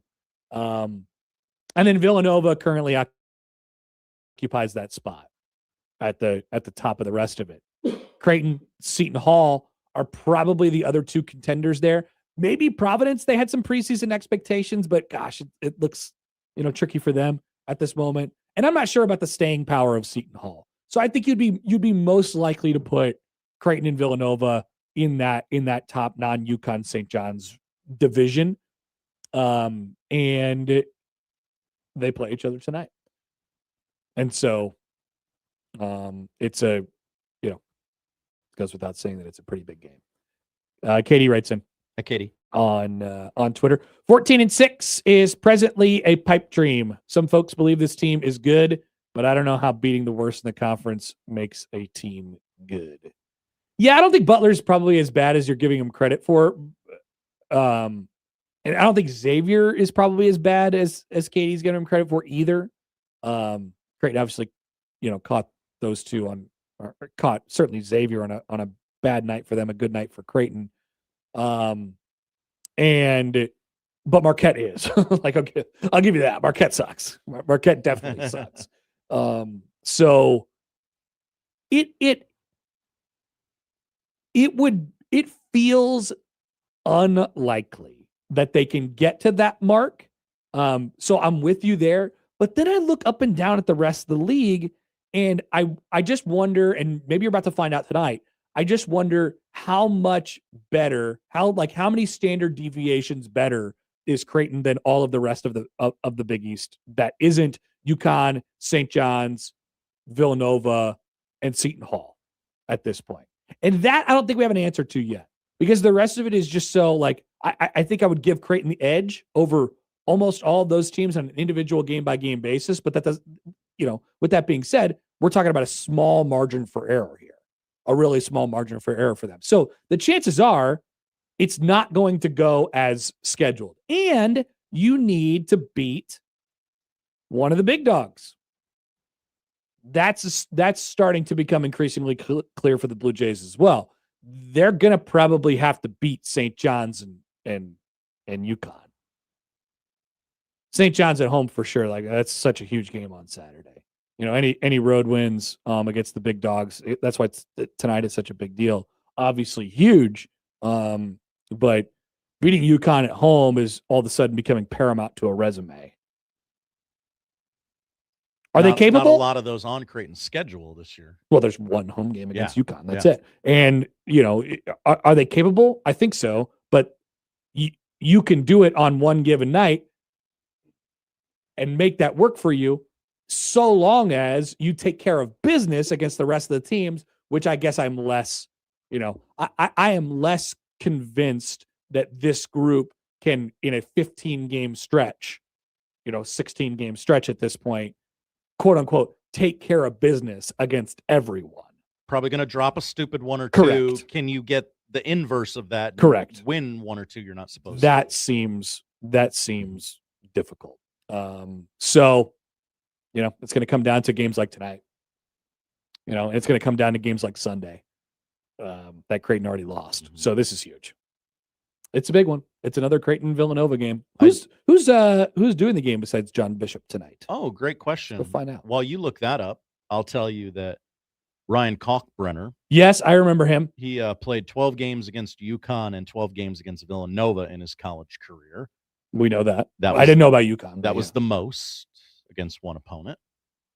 Oh, okay. So there wasn't anyone that he played more? Correct. Okay. Wow. Thank you for doing that research, Josh. Nice job. I have not been able to really find anyone that played more. Like, I'm not saying that that's the record. I'm just saying that's not really a thing people are logging. There have been people that played like 6 and 7 years of college basketball, but hardly ever did they play at the same school the entire time. Yeah. Like Kalkbrenner did, and he was hardly ever hurt too. So if you have a true round robin conference, which the Big East is, play everybody twice every year, and a conference tournament, and you're at the same place for 5 years straight, and you play every year, chances are you're pretty high up there on the list. And yeah, Kalkbrenner's got that. Google AI says Pete Maravich played a lot of games against Alabama and Kentucky, but it does not break it down. Okay. It's either Pistol Pete or Kalkbrenner. One or the other. One of the Always two. is. Tonight's game will be on the Peacock and on NBC Sports Network for you YouTube TV fans, and broadcasted by Ed Cohen and Tariq Turner. E.T. You know those guys, Josh? Yeah, yeah, those are my guys. Okay, cool. Awesome. You're gonna be You got friends everywhere, Josh. Yeah. We'll take a break. Blue Jays tonight on 1620 The Zone, 1019 The Keg. Tip off at 6:30. Pregame from courtside at 6. Nailed with it. our dear friend John Bishop. Sorry, Austin, you're canceled. No shoot around. After a completely live, unsportsmanlike conduct. How live? How live are we talking, Josh? the way live. Text from the 202, by the way. I was wondering when the Nebrasketball fans would chime in on my Kalkbrenner stats. 20 from the 202, never hurt, but was always sick when he played Nebrasketball. Well, there was sick, and then there was kicked in the nuts. So that was it. That was the only two. Let me tell you, if that happened to me, I'd be telling everybody. And I would tell the people I tell everyone. Right. Yeah, that did not happen with them. No. Back after this on 1620 The Zone.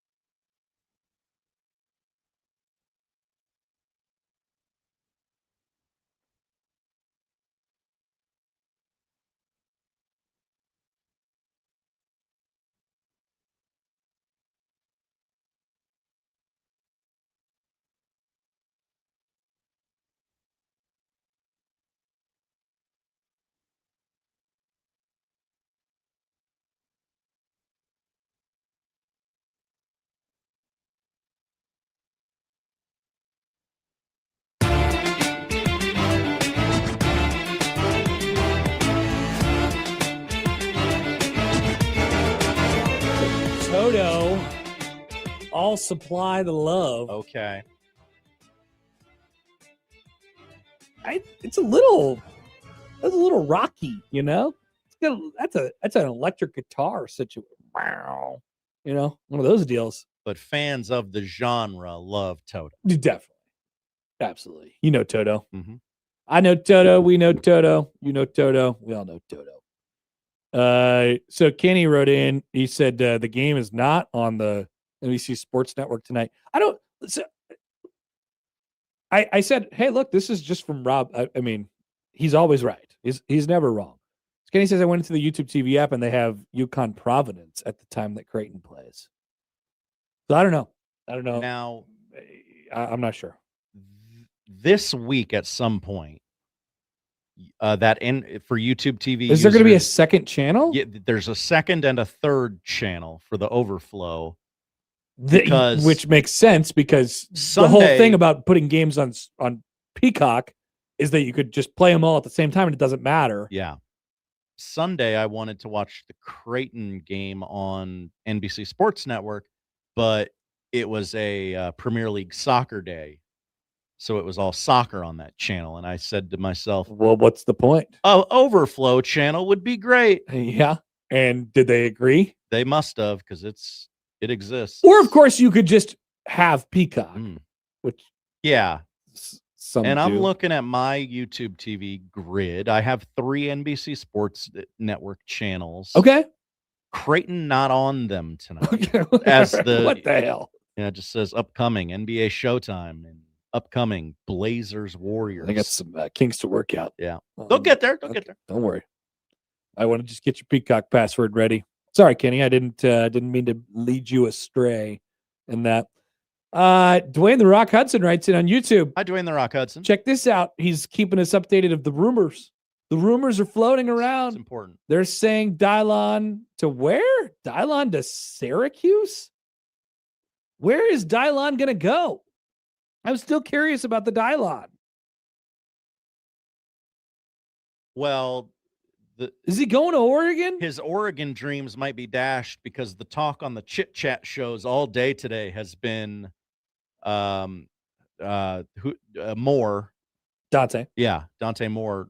He should absolutely stay at Oregon because who would want to go to the New York Jets? Okay, that's not. Yeah, that's. I feel like these people live outside of reality. Just don't go. If you're going to go number 1 or number 2 in the draft, you're going. Yeah. That's it. If you're going to go in the first round of the draft, you're going. Remember when Carson Beck was going to be the number 1 pick and he didn't go? The NIL they will keep you in school, and that NIL will make college competitive with the top round of. No, it won't. If you are drafted as a first-round player in the NFL draft, you are almost guaranteed that you are going to be starting in the NFL next year, and that's what the players want to do. I get it. They want to make money, and money does drive a lot of decisions, but you're going to get paid a lot of money to go play in the NFL, more than you would to get paid in college, and be a likely starter in the NFL. Dante Moore's not staying in college. Dante Moore doesn't have a famous daddy who can say, my son is not playing for the Chargers. Sorry. Make room for daddy. He does not have a make room for daddy. Not that I know of. Okay. Mike says Dylon played himself. I don't know what Dylon's cooking, man. Dylon definitely did play himself. We do know that. Dylon. He did play himself. Yeah, now you don't care. For a variety of different things. To the point where I don't even know if he's good. I'm not even sure if he's good.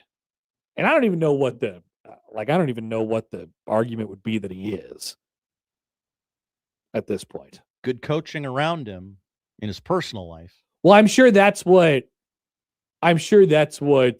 the Raiolas will be telling potential or have been telling potential suitors. Hey, look, this was a disaster at Nebraska.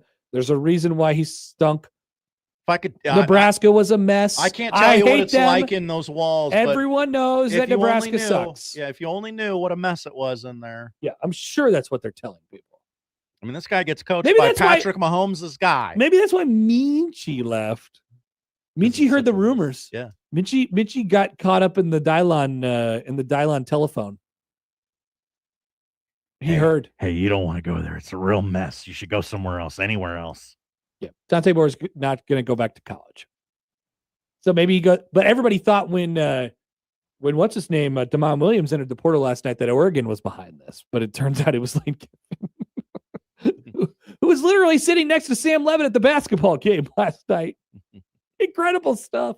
College football is rocking and rolling, but as much rumor is out there right now about other quarterbacks, major quarterbacks in the quarterback carousel, as far as money they're getting paid, jobs that are being, claimed at this point. I mean, I've heard little to nothing credible about Raiola. I would side closer to the nothing. All quiet on the Western Front. Very much so. I mean, he is not, he does not seem to be anybody's priority at this point in time. So maybe he does end up in a good situation where he's somebody's backup option who, they missed out on their first choice or something like that. But it's getting late in the quarterback game. It's getting late in the quarterback game. We're in the second and third wave of guys who are entering the portal and all that different stuff because, spots are getting taken up and whatever it might be. So still curious. I just did a search for where's Dylan Raiola on Twitter. So, I mean, that could take me anywhere. What are they saying about him? A lot of Husker fans were very nice and polite and got in the chat, the comments yesterday to tell Washington fans that don't worry, you can still get Dylan Raiola. Okay. That could be a I don't know what their options are. And then outside of Demon. The other thing that comes up when you search this is Miami fans bemoaning the fact that they might get stuck with Dylan Raiola. Well, I don't see the problem is like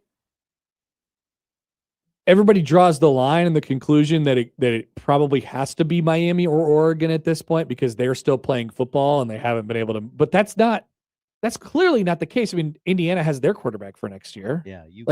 Being in the playoff right now doesn't preclude you from having your quarterback next year. I know you want to do the thing where it's like, no, I sleep in my office and I'm focused on this game 24/7, but no, Cignetti admitted it. He was like, we got some portal stuff to do, man.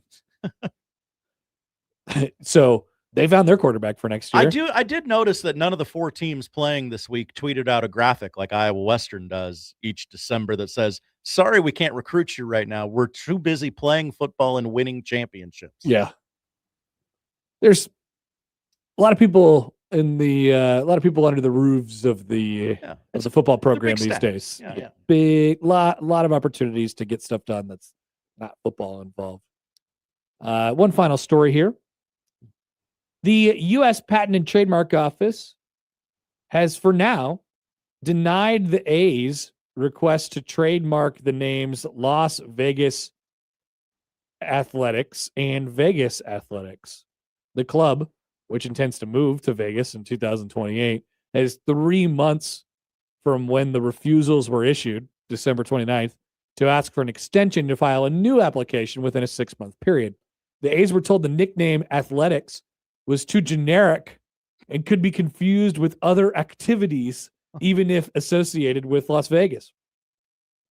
That, however, has been the club's nickname since the Philadelphia A's began playing in 1901. The A's nickname came when they moved to Kansas City in 55 and Oakland in 68. The Patent and Trademark Office denied the NHL's Utah hockey team to use the nickname the Yetis on January 9th. Because of potential confusion with companies such as Yeti Coolers.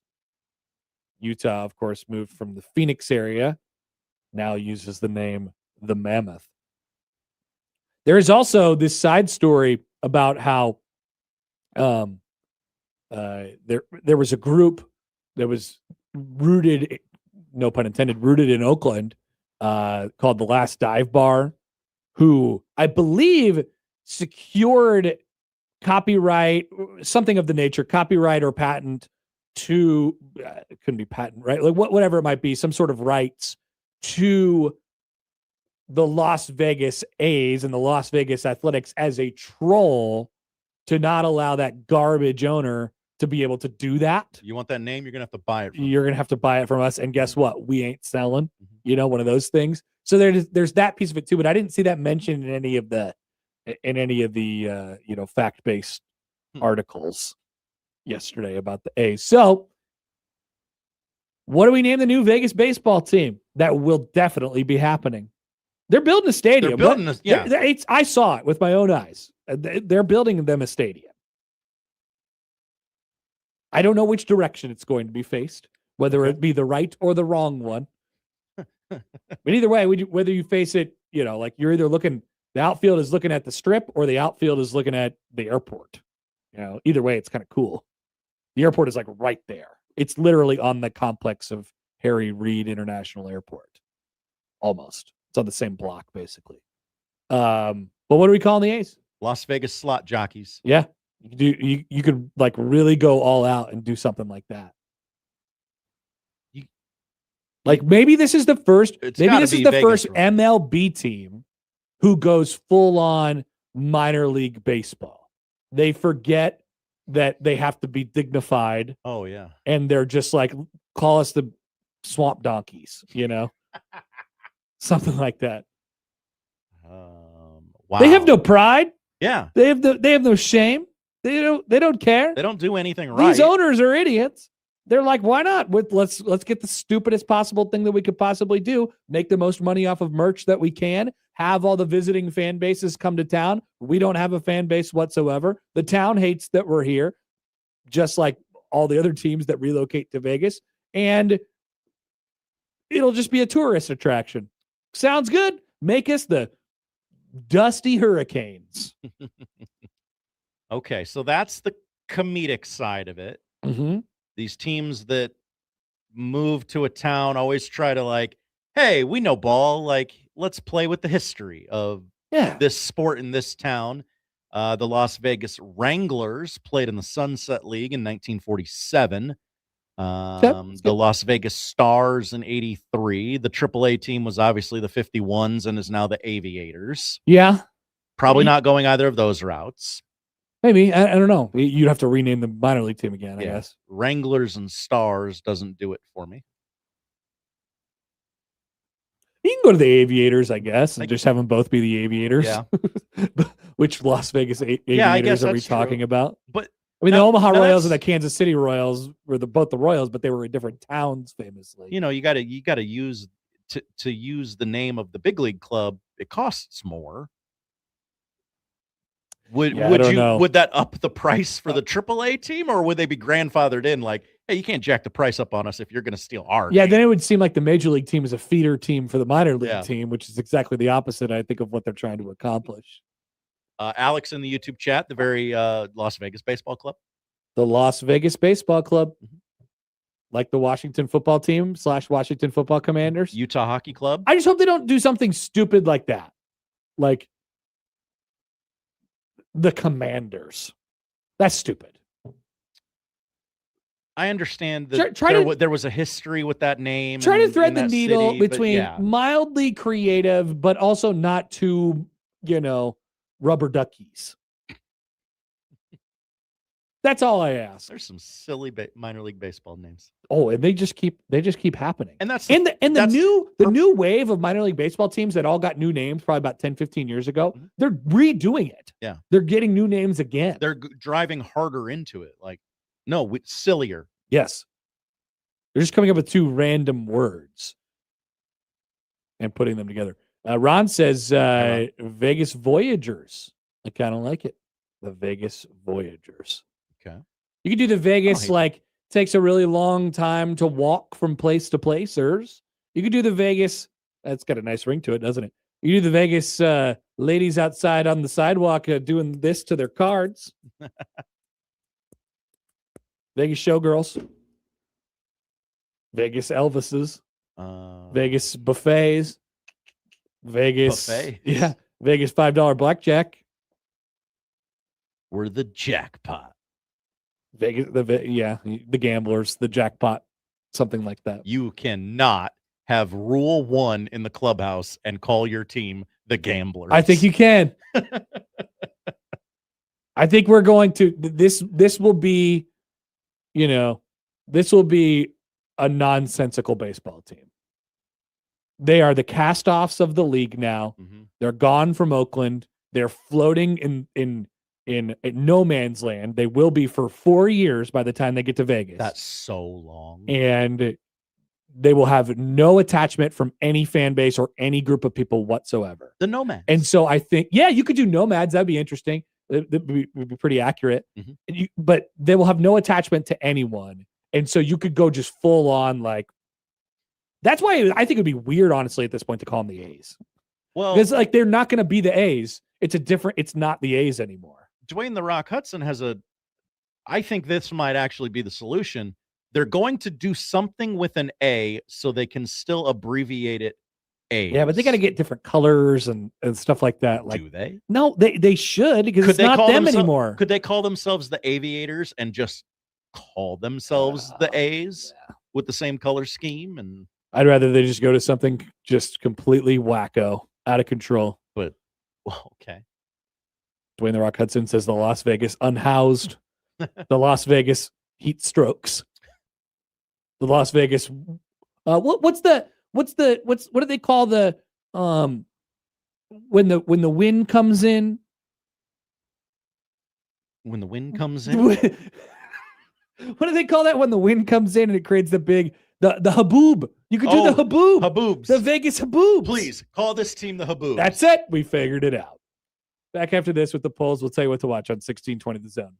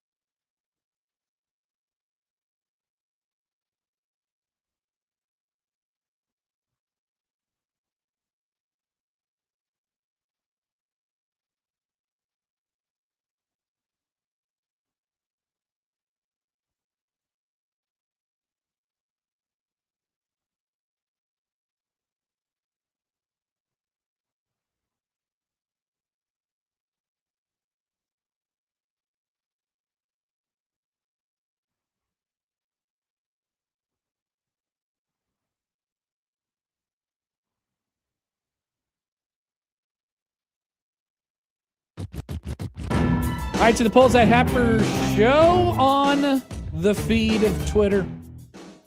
Are you nostalgic for ticket takers? Yeah, I kind of am, actually. Yeah. I want someone to rip my stub and then hand the rest of the thing back to me. But I want them to rip it on the serrated edge. Okay. Right. Don't rip it through the ticket. I want the ticket. I have a No, box of willy-nilly. tickets. Do you really? I have a cigar box of tickets. Okay. Yeah. When was the last time you put one in there? I must have been a concert of some sort Okay. years ago. I was cleaning and I found a ticket to the Jay-Z concert in Lincoln with Oh, power outage. I was there. And I went, whoa, physical ticket. I was working at Pinnacle Bank Arena that night. Whoa. Yeah. You survived the blackout? They had me on the floor. Yeah. I survived the blackout. I am nostalgic for ticket takers. 52% say no. This one was brought up by Scribe of the Year, Robin Washut. Does every great team need an a-hole? Sure. Yeah, I think so. 91% say yes. Hello. Another great, engaging poll question from Scribe of the Year, Robin. Do you know bird rules? I don't. Specifically not how they interact with each other, if you know what I mean. Yeah. 73% say no. Have you seen Arachnophobia? No. You know Connor hasn't. 53% say yes. Hello. Josh, I assume you have. I have. It was on TBS every weekend in the 90s. Are buses cool? No. No, they are not. I wish they were. 56% say no. Now, there was a time, like if you would have asked me when I was 10 if I thought buses were cool, I would have said, hell yeah. I can sit in this moving vehicle and not wear a seatbelt. But I'm thinking about it from the context of like a city, Mm-hmm. you know? So no. 56% though say no is all. And finally, are you out on rats? Always have been. I am very out on rats. Put that on the internet. 90% wow. say yes. Those are the poll questions. Josh, what are we watching tonight? We are watching college hoops, of course. Indiana at Maryland, 5:30 on the BTN. Better check my Chem Poms. Yeah, we're going to need it. Number 4, UConn at Providence, 6 o'clock on Peacock or NBC Sports Network if you're a YouTube TV subscriber. I'm going to guess maybe this is your top thrill score of the night. Number 13, Alabama at number 11, Vanderbilt, 8 o'clock on ESPN2. You got it by a smidge. Ooh, a smidge. What was number 2? We have a battle of mutual Creighton opponents, Iowa State and Baylor. Okay.